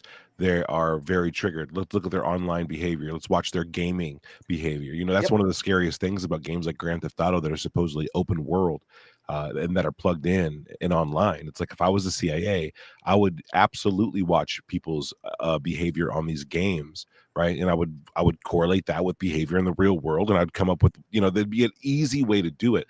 But I believe all that stuff you said is absolutely correct. I think most of it's provable. It's common sense. If you know what's going on, it's common sense, right? That they're in there doing that, and it's definitely not out of the realm of possibility that they're weaponizing against people, against political opponents, against anyone who wants to blow the whistle on this. There's so many people that claim that they're targeted individuals. I mean, look at the Havana syndrome, right? Havana, and what's interesting is, who did they get to study the Havana syndrome? Who did they get to look at the brain scans? Oh, Nolan, right? Yeah, a Stanford doctor, right? A doctor from Stanford. Like, it's such an interest, because this is where they train their remote viewing programs. It's such an interesting connection that I can't help but to mention it. Is like, if they develop these programs in part due to some of this work, then it would make sense that if they were weaponizing it against citizens, or they knew an enemy was weaponizing it against citizens to influence the behavior and the thought patterns of a human being, to do these weird dopamine dumps and make their brain vibrate to produce sound waves and all these different things, they would have to study to see if it worked and how it was working. And they got these guys, and it's so similar to the basal ganglia conversation too, right? These are almost undetectable, dude. Like, it's just so weird. But yeah, people need to consider this. There's a lot of really great people that talk about this. I think his name was Dr. Robert Duncan, and then you also have Len Baer, who's like a victim of Havana syndrome. He describes these symptoms that can be traced to patents and rollouts within our own government. It's very, very scary stuff, man. It is.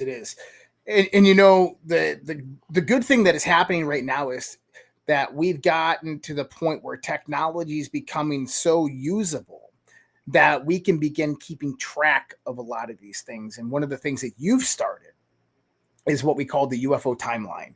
And it was kind of funny that we kind of came together. I guess the algorithms matched. Yeah, that worked this time. I started seeing the UFO timeline, and this dude's like, I got 1,000 followers. Yeah. I mean, you got way more followers than on your primary page. But I'm like, what is the UFO timeline? And, you get all these new accounts that start growing fast and you're like skeptical of them. But then I had you on the show and I'm like, oh, that's you, the UFO timeline. And what is the UFO timeline? It's this thing, which is pretty damn cool. So I'm gonna give you the stage. I want you to explain to the audience what this is, what it does, why it's awesome, and why they need to check it out. Perfect. Thank you so much, bro. I'm really glad I could kind of like show it here. So a while ago, I noticed that I couldn't keep up with UFO conversations that were happening online, in the comment section, on podcasts, in Twitter Spaces, a lot of stuff. And I love the UFO topic, but I'm a visual guy. I'm not I don't read a lot of the reports. I don't go through all the PDFs. I don't have fun doing that. I just like thinking about the big picture stuff. And there was nothing around that let me do that visually. There was no database that had a visual component that I could scroll through, look through, examine, and also just see laid out. If I could just see when did Roswell happen versus like when did the Phoenix Lights happen and what happened in between that time. And so I began to create a database. I started to collect information on cases, and then figure out, mentally, how would I build a site? So I'm an artist and a videographer. I have no experience in computer code. I have no experience in website building outside of drag and drop, simple, things like that. So this was a feat. So I came up with this concept and I wanted to bring it to life, and it took a long time for my abilities, plus in combination with like artificial intelligence, to really help me flesh this out. And so I ended up with hundreds of cases with like 50 points of data that I thought would be cool. So I started loading them in. And so now what we have is this project. I'm about 2 months in, and it's entirely self-built, no funding, no help. And this is it. So you have this timeline here that you could zoom in on and zoom out on. Here you have all these different categories, and right now what's visible is sightings. So these are all the sightings that I've recorded so far and put on the website. This website will be endless. I'll keep adding to it. And the reason why I'm adding the cases I'm adding now is because I want this to be a very comprehensive view into mainstream ufology, the stuff that has historical relevance, the stuff that has actual investigations, the stuff that has proof behind it, whether it be an anomalous photograph or a radar return. I want real historical data because I think that's the easiest way to get somebody into the topic. And then, of course, there'll be options to add in more of the more nuanced cases, right? Where like MUFON would step in and they have their database of all this stuff too. But the reason why historically I wanted to have it is because, these are undisputed. These events happened. They took place. Something happened. And maybe by looking at all the events along a timeline, we could see patterns. What if a pattern emerges? Right. That's my main thing. And I think human beings are naturally pattern recognizers. We notice patterns everywhere. It helps us evolve. It helps us stay alive. And we've never been given a tool that allows us to use our visual pattern recognition on this topic. And so that's what I'm aiming to lay out here. So what I have active right now is sightings, but we can turn all of these on. So let's go into like abduction. Now we're going to see abduction show up. And that'll show us, right, so far what we have logged. When did abductions start popping up, and the cases? So here you can select a case. You get the date, the location. You get a globe here that you could like zoom in on these cases and really figure out what the geographical data is, right? Compare that with the temporal data. Now we already have a new lens into ufology that we didn't have before. Just comparing these two data points. It's fun to do stuff where I added major events. Again, a lot of these categories are interchangeable. And in major events, now you can kind of get these little markers. World War I, II, JFK, moon landing. And now we can put these events into context of things we know outside of just these dates, right? When did these events happen and what was going on here? The types of technology that has been created and has had an effect on the UFO topic, all the way down to MK Ultra, right? And then the Monroe Institute and the Gateway tapes, we mentioned that earlier. These things have a effect. They have a relevance here. Stargate Project, that's the what we were just talking about over at SRI. What happened there? Who was involved in the Stargate Project? Where did it start? What was going on during it? Very interesting stuff. And then the internet as well. I mean, these like I said, you could add any of these events, but now seeing them in context kind of adds a new thing. All of our mass sightings, if we want to, and these pop up. Of course, the Phoenix Lights, right? I think we got the Chicago O'Hare over here. And as you zoom in, you're going to notice more cases pop up. And that's just going to give us a little bit more granular view into what these cases are and if there's any connections. Then when you have them all on, it's great to look at what was called like UFO flaps or these different events where there was just areas where there was more activity than other areas. There's a lot of reports, even though they're not here yet, of some activity, right? We can go back into the history of like the 19th century and on, and there are some reports, but there's clearly an explosion that happens after Roswell and after the advent of the atomic weapons, right? There's clearly something that's going on now. Here. Do you have all the dates and locations of the atomic weapon testing that was being done by the U.S. and Russia during those times? Yeah, I decided to make that its own category. So what I have is a game plan. I'm getting all of the atomic weapons, like you said, I'm getting their locations, their yields, right? And what government set it off. And so that's going to be its own category because I think that's going to be huge, right? There's the conversation of atomic weapons and testing and UFOs are interlocked as far as we know. As far as the government or the whistleblowers have told us, that's the number one like lure for UFO activity is atomic weapons testing. So I think that would be huge to find out, right? When they were going off and if there has any kind of synchronicities with these UFO events, which I think you and I both know that absolutely will. And so, yeah, like it's fun. You can expand into just one generation. Here's the 50s. And then, yeah, these pillars of activity, right? And to be able to click on them and see where were they at, not only when they were, but where they were. I think these kinds of patterns give us a lot more to work with, and they make it kind of real. And so one of the things we're also doing is creating a kind of a deep dive option. All right. So this is like for your visual, you can see it, you can play around with it, you can move it around.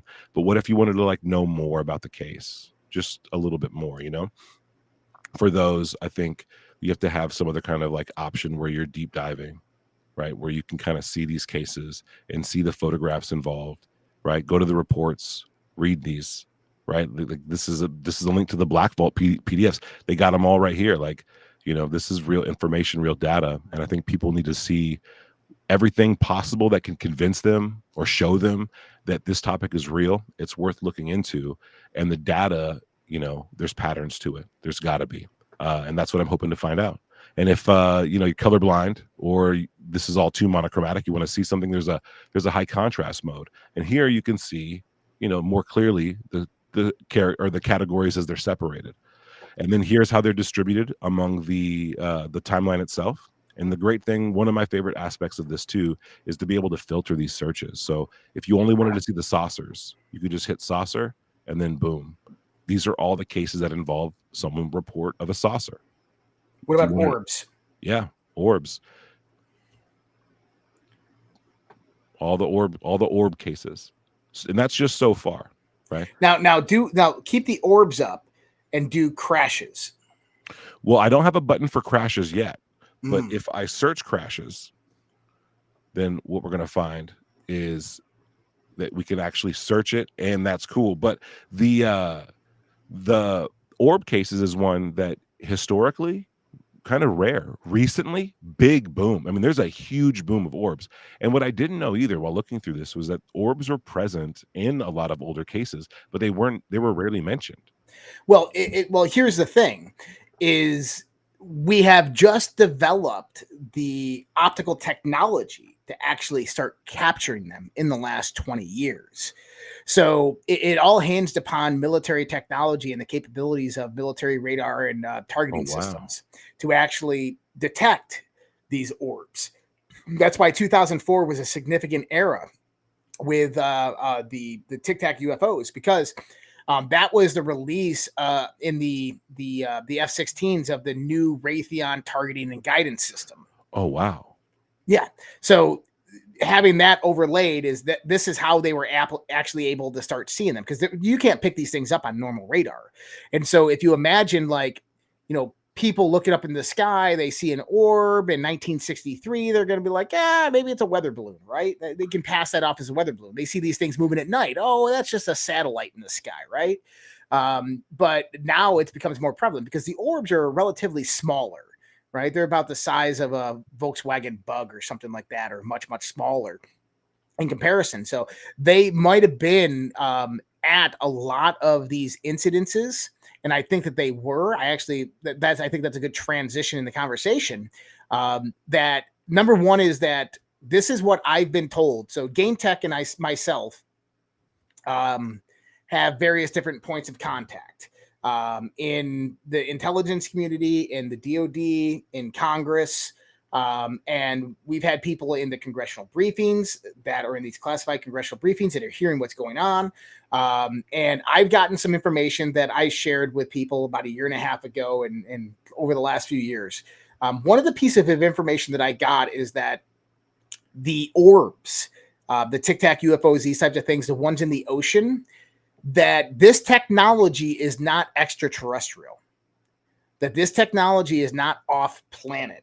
It lives here on this planet, and it's been around here for a very, very long time.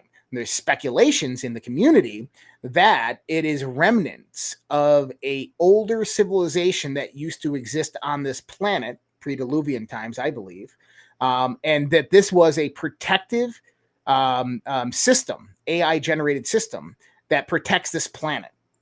And this brings rise that how did these UFOs get shot down in Roswell and Alamogordo and all these places? Was most likely they were deemed a threat by this orb system. And this orb system is what took them out specifically and allowed them to get shot down and crashed. And why that question I posed earlier is so important, because Earth has a protective system in place that will basically defend Earth against outside threats. And that's what those orb systems are speculated to be by people in our government, and why they don't try to take us out at all. I think that there's a lot of truth to that, actually. And I've interviewed a man named Patrick Jackson a handful of times, and he's walked me through, and he wrote a book on this. He literally wrote a book on this theory, right? And it's like quantum paranormal. It's really, really interesting. And he talks about this orb network, this sphere network, Earth Defense Network. It must be running on AI. He's identified 3 different classes of them that work in tandem to take down objects high in the atmosphere. The formation these orbs take around and near the UFOs in order to utilize whatever weapon they have to take them down, and that's the cause of almost all of these crashes. And when a UFO is photographed, it's typically while it's crashing or while it's experiencing these malfunctions. And so this guy Patrick Jackson has actually went through a lot of historical photographs of UFOs. What's his background? I forget his background. He's actually into data, like database, like structures and shit. Like he's a regular dude. So he's not an insider or anything like that. Not that I know of, but his views, his reports, he's been cited many times by Ross Coulthart and Gary Nolan as having seen something that no one else had seen, and he's able to find these what do I want to call it? An arrangement of orbs or spheres, metallic spheres like objects, maybe the size of basketballs, or a little bit larger. These things are in formation, in a triangle formation around these objects or near them. And it's typically right around the time they're shot down. So there's a lot of weight to your theory, I think. And if you guys want to look this guy up, Patrick Jackson on Twitter, and I think on YouTube as well. And yeah, he is thought this out very thoroughly. And like I said, he's been cited. He's spot on. Yeah, and, I'm telling you, he's spot on. So you got to be careful what you say sometimes, right? we know with a very good high probability that that's what this is. That's exactly what these things are. And everything that you just said about Patrick Johnson and me correlate exactly. Not only that is that they're not only in our oceans, they're in our skies, in space, and they're around our planet. Now, I don't know about the moon base and everything like that, but they are definitely in orbit around our planet. And that it's not just small orbs, it's bigger ones as well. And that if you utilize various different night vision optics and look at the night sky, you will see them parked in our atmosphere, massive ships. You will see these things moving.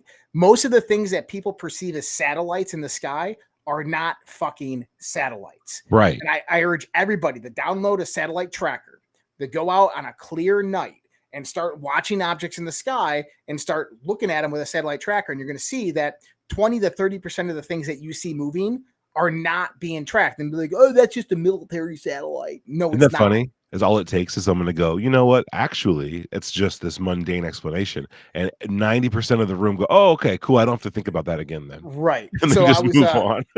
I was talking this idea with a friend of mine. We were walking. It was like 1 o'clock in the morning. It was when I used to do a lot of walks. And it was a clear night. And I'm like, oh, there's one right there. And he's like, dude, that's a satellite. Come on with this shit. I'm like, no, dude, watch it. And he's watching it. And all of a sudden, the light just went boom, got massively large, got smaller, then blinked twice, and then changed direction and just shot away. And he's like, what the fuck was that? And I'm like, I told you, dude, these things are not satellites. Yep.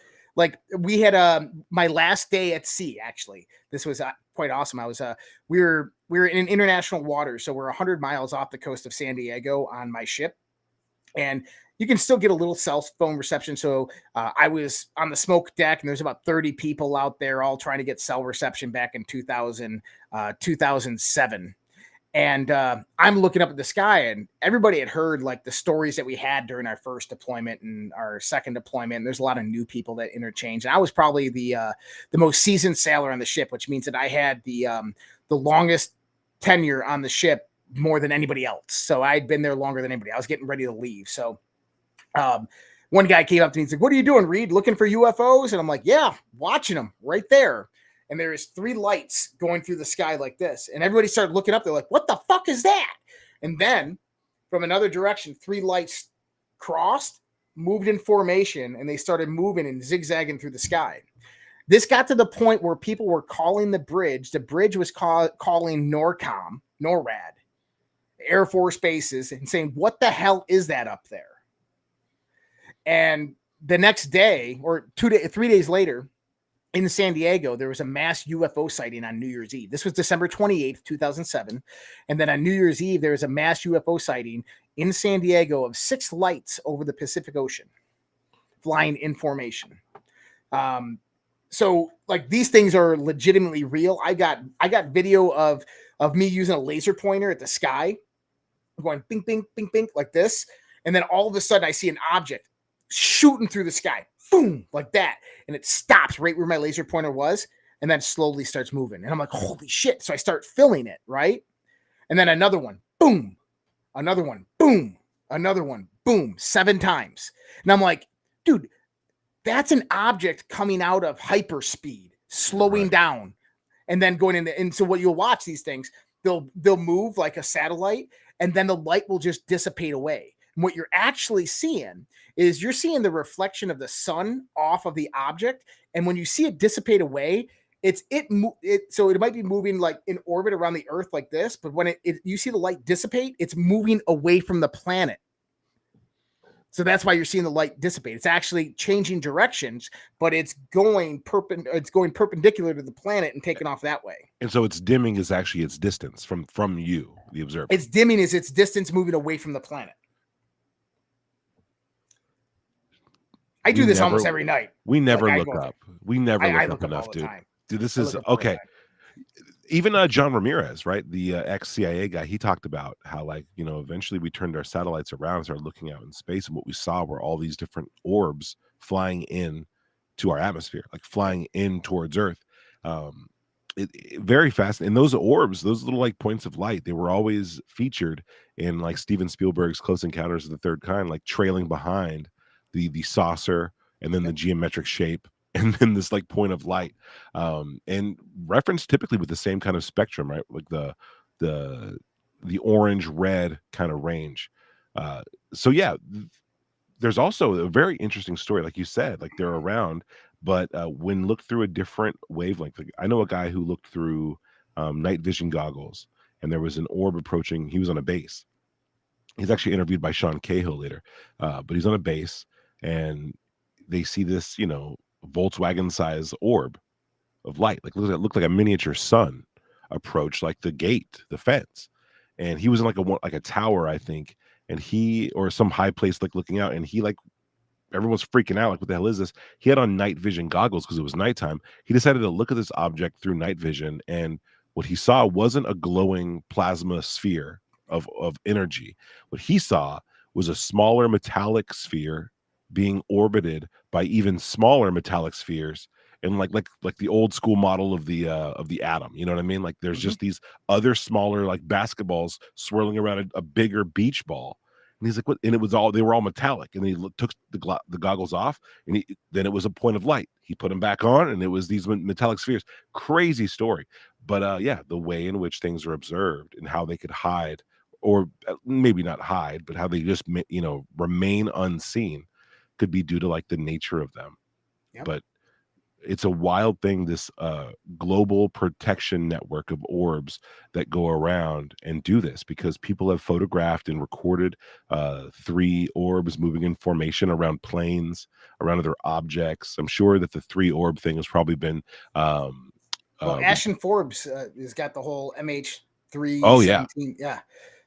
And that one's a huge, people want to take a hard stance on those videos, but there's nothing telling me they're legit. I mean, I've looked at them. I know what technology. I was taking film school courses on special effects in 2014. Yeah, right. So those things technology didn't exist then. Exactly. And I went through and found a video from a year earlier that shows the same thing, and a man is filming it in South America, and he's watching a plane fly above him, and there's 3 metallic spheres. Did you ever get that over to Ashton?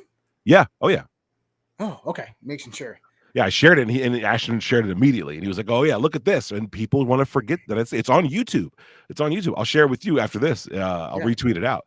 But yeah, so there's precedent for it. There's evidence of it, and you know, it's one of those inconvenient truths, I think, that we're gonna have to face soon. I'm glad that Ashton is out there sounding the alarm on this, because they wanted to shut him down many times. But well, they went after him hard with the disinformation campaigns to try to discredit him, but it's not working. No, and I watched it form in real time. Keep a close eye on the UFO community, just kind of what's going on. And see, he was lucky when he got on Redacted with Clayton Morris and then Glenn Beck. Yes. And Ashton, you're welcome. Well, good luck on that, man. The more exposure he got, I thought was really good. But yeah, they tried to, you know, there's communities on Twitter and on X or whatever, and social, even on Facebook and Reddit, that kind of work in tandem with some of this, like this quote unquote, like the disclosure efforts, right, that are kind of government organized, which seems weird and counterintuitive in my opinion. But you have these groups who work to discredit and defame people and stories, and they also elevate stories that are, I want to say, pre-approved, right? Or they fit the narrative of whose book is coming out, what's the next special, like what's the next movie. Like, they have a whole rollout plan for disclosure. And so there was a group that was poised to start talking about MH370, the videos, and they had done a ton of research, and they were very well connected, and Ashton came out with it instead, and these guys lost their mind, and they smeared this guy with everything you could possibly smear him on. They accredited all different kinds of crimes to him, different types. I mean, and they would not stop. And they're even on record, right? They're on a recorded space talking about how they have to take the narrative from Ashton. They have to take it over. It was just this weirdest thing, but he has been able to pull through and maintain his focus on the truth and on what he's focused on. And I wish there were more people out there in the UFO community who could put that much time and energy into a single case. I think that if that was, if we saw that, our community would be in a much better place right now. And so, yeah, kudos to Ash and what he's doing. And I hope more people dive into more cases like that so we can get like the most out of it, the most info, the most data. But I've heard from people that those videos, if they're not real, then whoever made them at the time that they made them in, within the time frame they made them in, knew their shit, knew way more than the average person. And so there you go. How often is it that someone produces some crazy special effects from their home in an era when it would be incredibly hard to do, and then also just off chance happens to match what a lot of insiders say is the exact like form and function of some of these things? Like, there's no way that this was predicted back then. It's an anomaly. I think we'll probably start to see more cases like that, more videos come out and get leaked that prove the exact same thing, that there's these and what do you think, what do you make of it, of this global defense network, right? AI driven drones essentially that are protecting the earth from invasive UFO activity. Have you ever watched Stargate SG-1? Okay, a couple times, right? But I'm not well versed in it. I'm more well versed in the film. So I'm a nerd when it comes to various different sci-fi. Stargate, the whole franchise, I've watched probably every single episode more than once. Yeah. Stargate SG-1, the whole series, I've seen probably 10 times.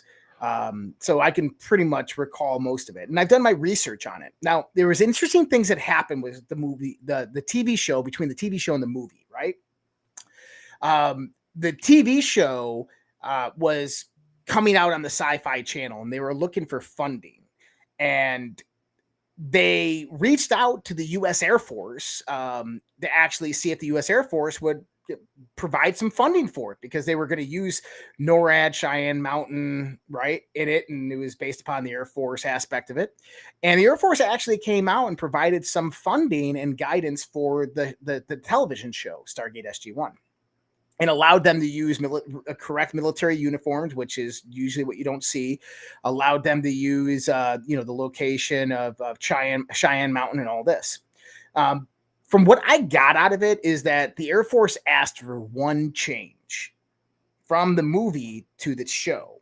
And that one change was to move away from the idea of gray aliens and instead make the common enemy a serpent, a parasitic serpent that enters through your neck, that suppresses the consciousness of a human being and takes the human being over as a host. I found that very fascinating. But to go into what you're talking about, the series evolves talking about the first enemy, which is known as the Goa'uld.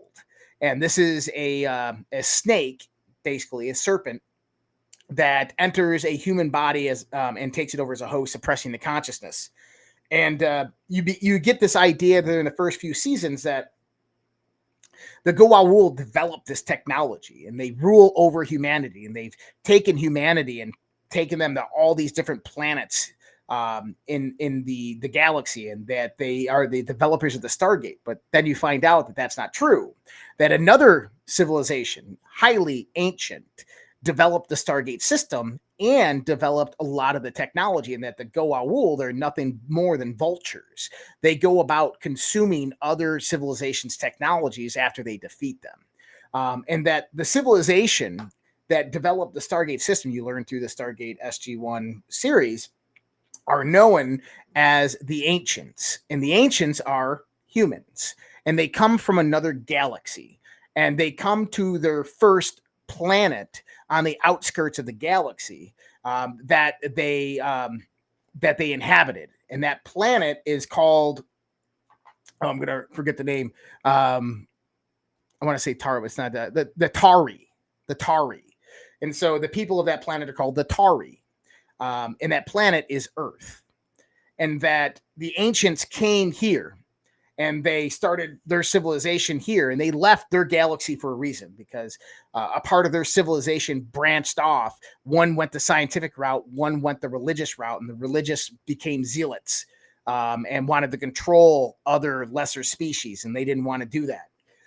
And they came to Earth, and then they started seeding the galaxy millions of years ago with human DNA and human genes, creating life on multiple different planets.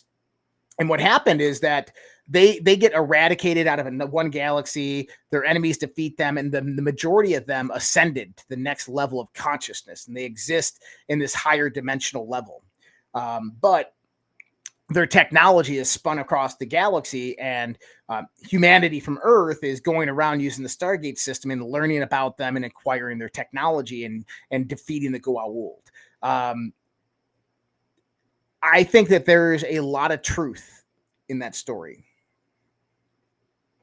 That Earth has a planetary defense system from an ancient civilization that used to exist on this planet a long time ago. And that that was us a long time ago. That was our ancestors on this planet who developed that technology. I like that. Very human. And it stretches the human life beyond what we really think is possible, right? This deep history that we've had, these different seasons, right? These golden ages that come and pass, right? Mm-hmm. Where we develop this high technology in high times. And the idea that we created it from deep past and that it's still here is very, I don't know, I like that. It would ascribe a lot of wisdom to the ancients, right? They would know that we would still be around, that there would be a lot of invasive type of things going on, and that these things can shoot them down, detect them instantly, locate them, surround them physically, and then take them out is a crazy thing to think. But again, a lot of evidence for it, right? And when you think about like the ideas of like what where do these narratives come from, like Bradbury, right? Or that's the guy of the Star Trek guy. Yeah, all the way down to Lucas and Roddenberry, right? Yeah. And then to George Lucas and to these other like visionaries who create these worlds, like they have to be pulling from something. And I personally like a lot of Philip K. Dick, like his work and his theories about how like these are realities that have happened. That's what he thinks when he writes about these alternative universes. Is like, these things happened, dude. I was there. Like I was there. I saw it. He believed that Man in the High Castle was an autobiography of himself. Mm-hmm. That he woke up one day in our timeline was like, what the hell? And then he started remembering and wrote it down. He actually talked about that in the 1978 physics symposium in Switzerland, where the question was, do we live in a simulation? And his take was that we live in a simulation. And it was fucking interesting. This is actually what I talked about on Coast to Coast AM. Because in that symposium, Philip K. Dick, I think he did like a 3-hour presentation, but he said that, I am the man in the high castle. That was me. And that, what we'll begin seeing as computer technology begins to integrate and become more advanced, and we have more capabilities of communication due to this level of technology, is people will start communicating. We'll start seeing parallels between these types of experiences. And he goes, you'll see subtle changes in reality. And he goes, the reason why many people never noticed these before, because they just kind of toss them off as, oh, maybe I don't remember, because there's no good way to keep track of it. But he starts talking about how you'll be sitting at dinner and there'll be this painting hanging over the dining table. And the painting will have, trees and animals and bushes on it. And that every day you sit down there, a subtle change will occur within that painting. And you're not going to notice it. And over time, you're not going to notice it. But one day that painting's going to be completely changed, and you're going to look at it and you're going to go, what the hell just happened? That painting was not that way. And he goes, this is how people will realize that they've transitioned, they're shifted these different dimensional timelines. And it's interesting because what he described in 1978 at this physics symposium is known today as the Mandela effect. That's right. And the Mandela effect became prevalent more so when computer technology got to that point, more so in 2010 when cloud computing came about and the ability to store information became more prevalent.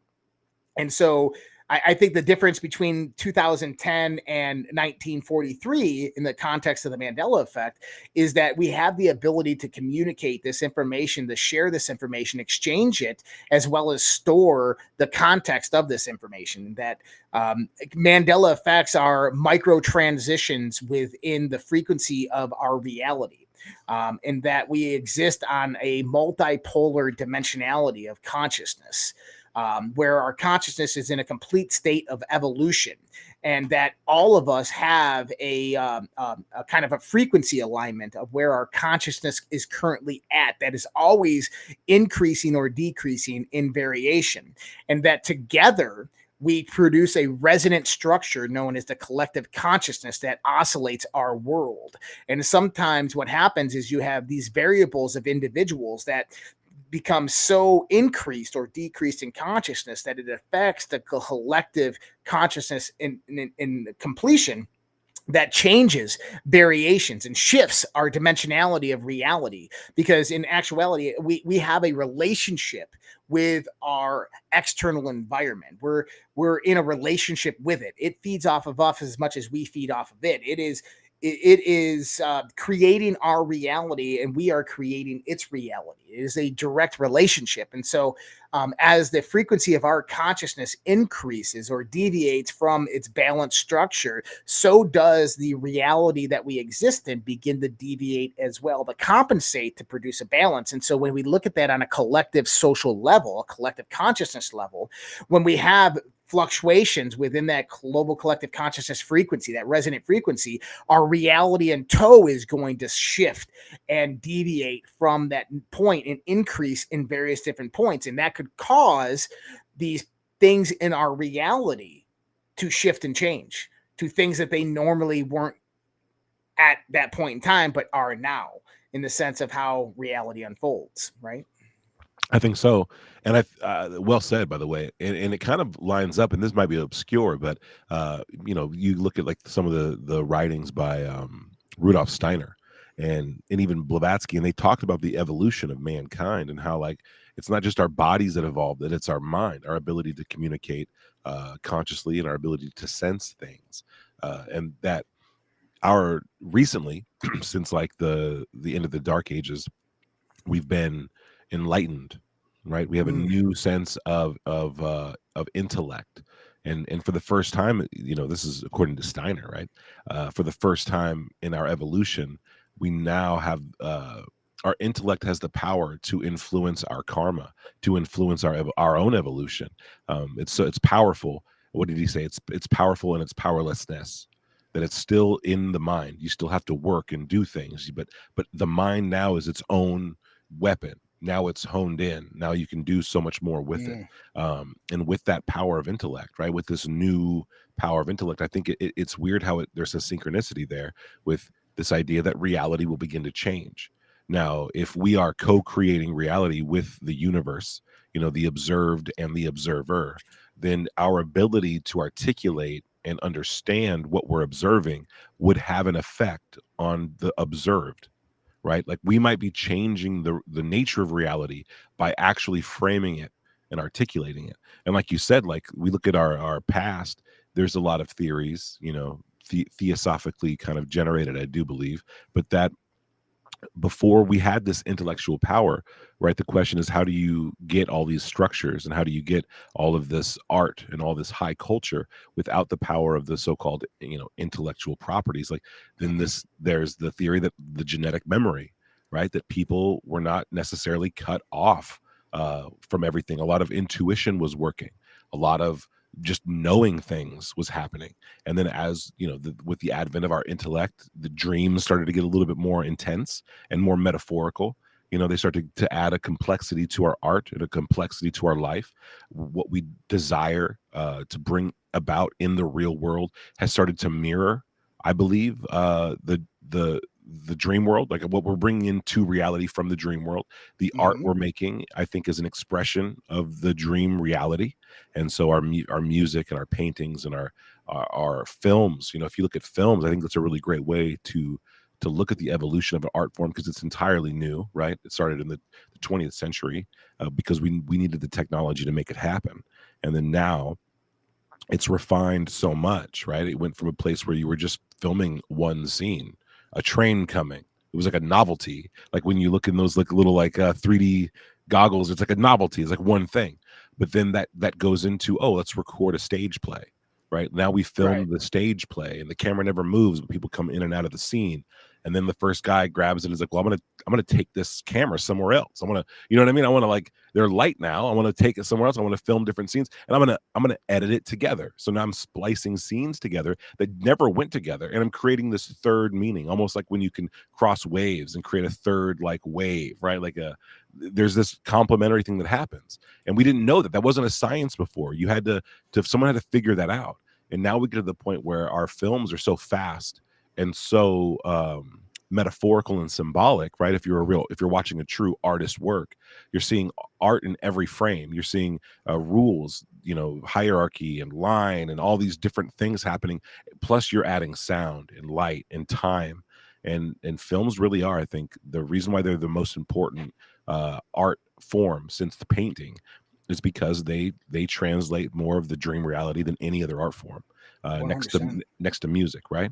And so like we still like strive to bring about the dream world into reality, but I wonder often, is that a newer desire? Like before was art more about universal laws and structure and truths, right? Where you get these flat, giant, geometric, monolithic kind of structures and art forms and maybe even rigid societies, right? But now that we're like trying to evolve beyond the need for dream sleep by uniting the dream world and the waking world together, right? Not the external world, but the way in which we process data.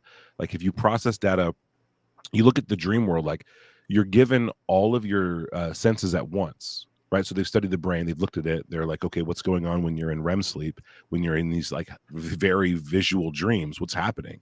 And they realize that the brain is more active in almost every aspect of the like it's not only more active, but it's all happening at the same time. Emotional centers, motor centers, memory centers, like all of these things are happening in the dream, but they're happening more and they're happening all at once. And then they realize there's this shutdown of this part of the brain, the prefrontal cortex. Now, while you're in dream sleep, it's not there to dictate what is this information and where do I send it. It's just allowing everything in all at once.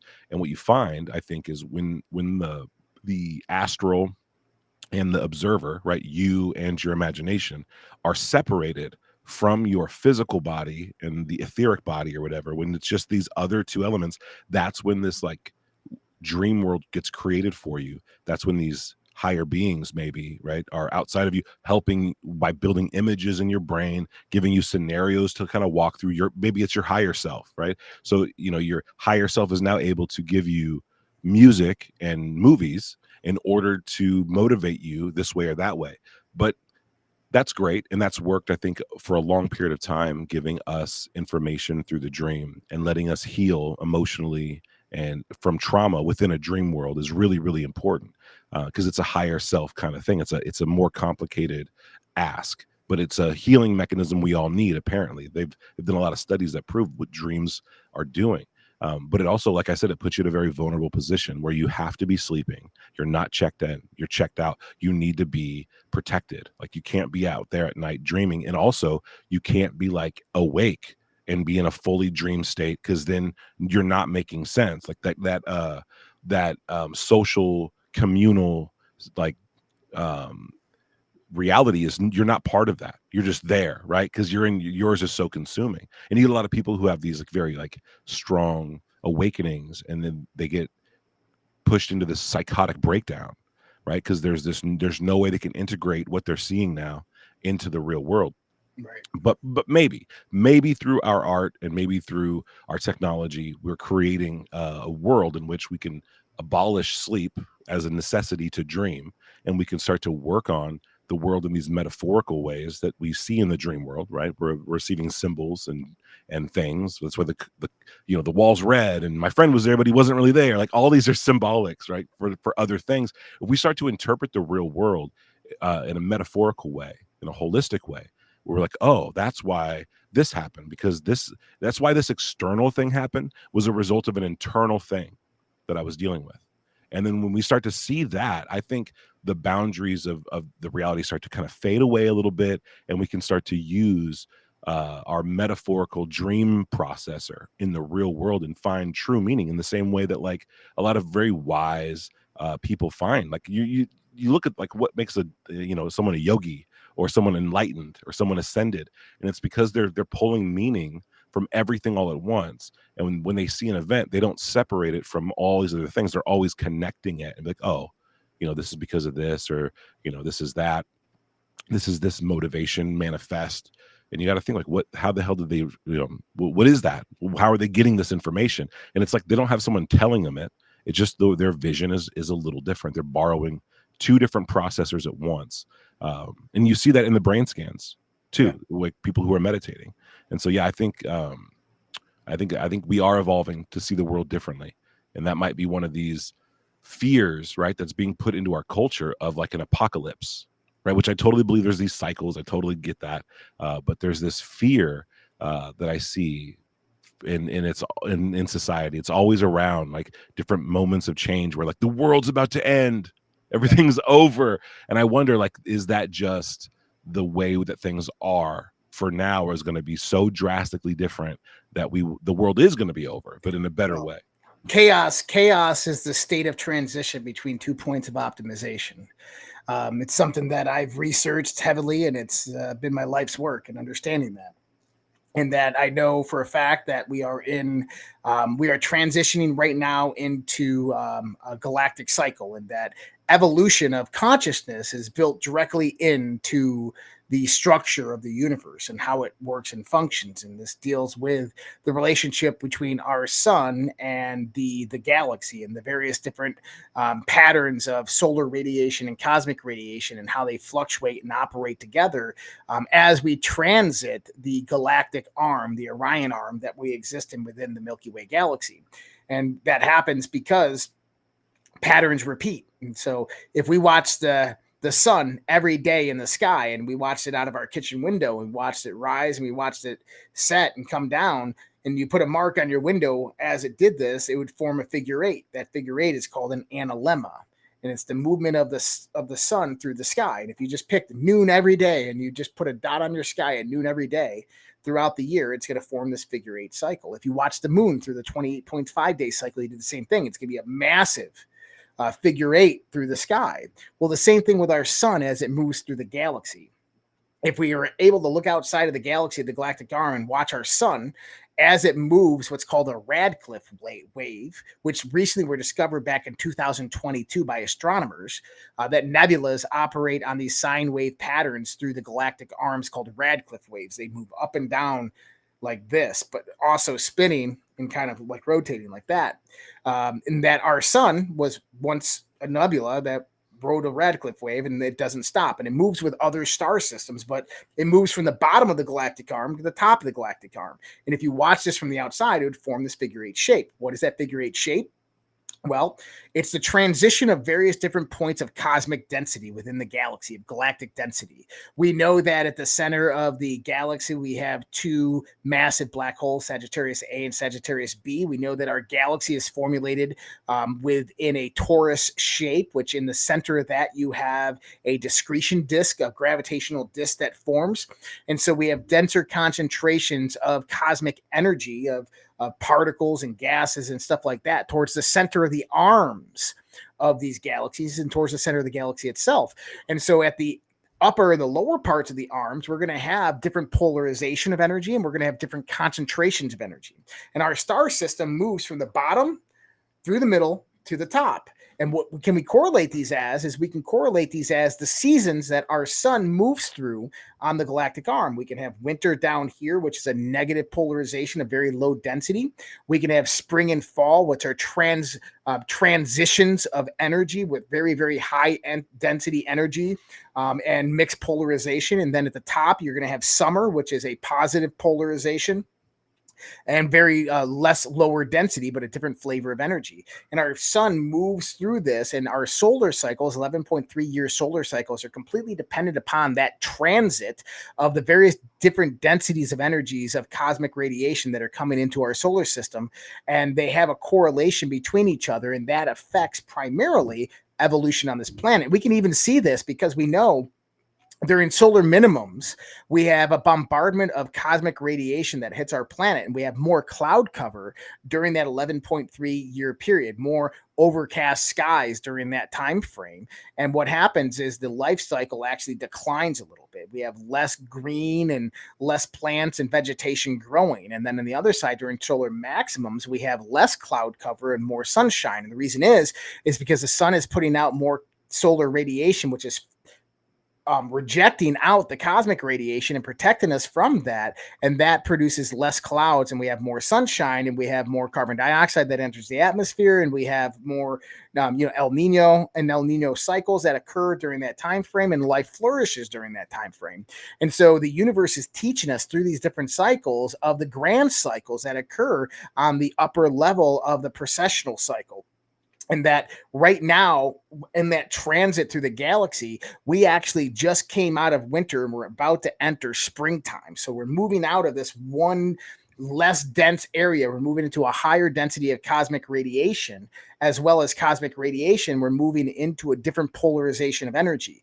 And this has been predicted by ancient cultures through various points of mythology and symbology as a golden age and a point of evolution of consciousness for humanity. And this is kind of what the Theosophists, Madame Blavatsky and Steiner and all of them were actually talking about with the coming age, the age of Aquarius, and so forth. So it's legitimate. My life's work is kind of based upon that and all those principles and how these cycles are coming about.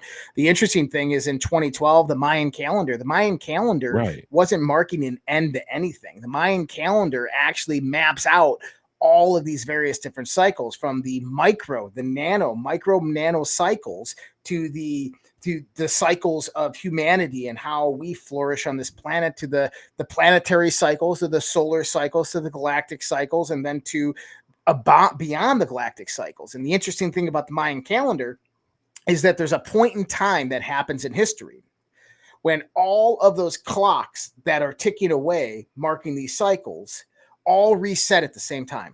Bing! And that reset point means that you just entered a new galactic year. Not a new galactic age, a new galactic year, that cycle of evolution is about to start all over again. And that's what happened in 2012, is that Mayan calendar lined up completely to where all those various different cycles all hit zero at the same time. And we entered this time frame of cosmic evolution. I love the idea of seasons, right? And then bigger seasons. It's like as above, so below, right? There's these things that happen, just like the sun rising and setting, right? Just like life and death. And these seasons are happening. And then you got to think, like, how many Earth years go into a galactic, you start to think about these cycles. And I love that visual, right? The figure 8, because that also like matches like the axis, right? The precession of the axis, but also you do see it everywhere. Where like as the sun, like you said, dips below that galactic disk, right? And back up and over it. Like there's all of these things that are happening that basically affect our position in the universe and our relation to these bigger, I want to call them magnetic centers, right? You have, we are on Earth. We're ourselves, but we're on Earth. Earth is in a solar system. The sun is part of a system. That system's part of a system. It's a really cool thing to devote your like life's work to. That's really awesome. And I liked how you phrase that. Now, like, is this the same thing as like the Kali Yugas and the Yugas and like so they're all very, very similar in context. That everybody was, so one of the things about the various Yuga systems, the Treta Yuga, the Kali Yuga, right? The Preta Yuga, is that they're perceived as separate. Right? Is you got to go through one yuga that's 3.5 billion years long. Then you go through another yuga that's 300 million years long. Then you go through another one that's, 300,000 years long. And I think that's the big misconception. It's very similar to the context of what they just talked about with the Mayan calendar, is that each yuga is representative of a grand cycle. So the 3 billion year cycle is still going right now. And that then you have these lesser cycles that operate in that large cycle, right? Right. So you have a primary cycle that's operating every 3 billion years, and that's the breath of Brahma, right? Then you have this secondary cycle, the Pratayana cycle, I think it is, a second cycle that is operating every 300 million years. And then you have the Treta Yuga, which operates like every 300,000 years or something like that, or every 3 million years. And then you have the Kali Yuga, which operates every 300,000 years. And these are just smaller cycles fit in a larger cycle, and they're all correlating and overlapping each other. And the objective is to understand when they are all going to overlap, or when they kind of predominantly reset each other. At least that's what I found through kind of my research. I haven't gotten too much into the Yuga aspects of it, right? But the Yuga aspects of it are actually mathematical in context, because if you take the first Yuga cycle and you divide it by 3, you get the Treta Yuga. Treta, which is also the root base of the word tre, or 3, right? So if you divide it by 3, you get the Treta Yuga, which is kind of interesting. And then the second Yuga cycle is actually 1.5 of the Treta Yuga. And then the Kali Yuga is just half of the Treta Yuga. So you get this mathematical context, but you can see a pattern actually emerge. What would be cool is someone to actually develop an animation with the cycles, the billion-year cycles, and see how they correlate and when they overlap. That would be fucking fascinating. Same thing with the Mayan calendar. Yeah, it would be. Yeah, right. And you could just run it. Like, when are they linking up? What's going to happen? What has happened? Because it would take something like that, right? A computer system to show you. Crazy that they had this mapped out at a time, right? When their technology and society was supposedly prehistoric and primitive. Oh, yeah. Wild. Right? Like eating berries off of a bush with fucking fig leaves on my balls, right? Yeah, Dude, but we're talking the most complex languages ever developed. You know, we're speaking Sanskrit and Sumerian and in Hebrew, the most complex languages ever known to man, and, you know, wearing fucking maple leaves on our asses. Get the fuck out of here. Modern day archaeologists are fucking morons. Dude, and you know that goes back to as well, that inner dialogue. Oh, yeah. I think that we kind of talked about it in private the other day, but I think that many people are NPCs. Sure. I think that the ones that don't have the inner dialogue are NPCs, and I think that the ones that have that dialogue are conscious soul beings. I think there's got to be some truth to that. Although I don't want to other people, right? Maybe you're just a fine person who doesn't have an inner dialogue. That's totally fine. But I think it's an achievement, and some people should work on it. There should be exercises in which to achieve it, kind of snap out of a NPC state. Because in a state like that, I could only imagine you being very highly susceptible to external controls, right? Yep. And then you got to look at like how many people are swaying with let's say the media. I don't want to, bring it all the way back around, but there's suggestions, right? Moods of culture and people, songs that people love, concerts everyone has to go to, movies everyone has to see. Without an inner dialogue, how can you talk yourself through these things, right? Without an inner blows my mind. Yeah, right. Blows my mind.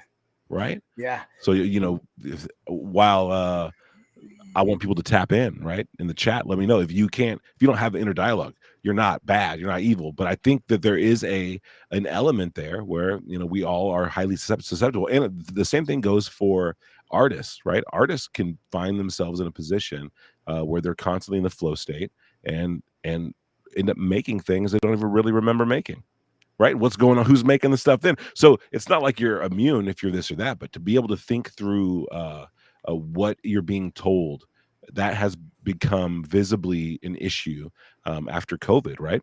Mm-hmm. After COVID and after the 2020 kind of like crazy media kind of, I want to call it a psyop, but it was almost beyond that. It was like a mass hypnosis, thing we saw people just totally drone out to, and I think a lot of us were very surprised to see how many people. The genetically engineered spike proteins within COVID-19 actually attach to something called your ACE2 receptors. Now, your ACE2 receptors are concentrated in two parts of your body, your lungs and your brain. And now you have ACE receptors and ACE2 receptors, and they're kind of like this gateway to the cell. The interesting thing about ACE2 receptors is they upregulate all different types of genes in your body, or downregulate all different types of genes in your bodies. They are predominantly there to upregulate one specific gene called VMAT2, which we talked about earlier, and that an attack on your ACE2 receptors could alter them to the point, if they have different electrical connotations, to where it downregulates VMAT2. So when people were talking about how the shoddy shot, jabby jab jab thing actually disconnected them from God, there's actually a lot of truth in that. Man, it's really I love how we can tie these conversations about these like little like minor conspiracies like directly into like these very meaningful, like very, very heavy That's my things. show. That's what we do here. That's what we do here. It's quite literally what we do all the time here. It's Pearl stringing it along and understanding what the fuck is actually going on. Well, I mean, I think it's necessary, right? Conversations like this have to kind of meander through all these other like kind of foundational facts that are typically thought of as like as very fringe, and people just don't think about them. It really started to I think in the last like 2 years hit me about how necessary so-called like enlightenment schools or initiation kind of rituals and you know groups were, because you can make it your whole life without ever thinking about why things are the way they are. Why is the sky blue? And then you can make it your life like, what is a soul?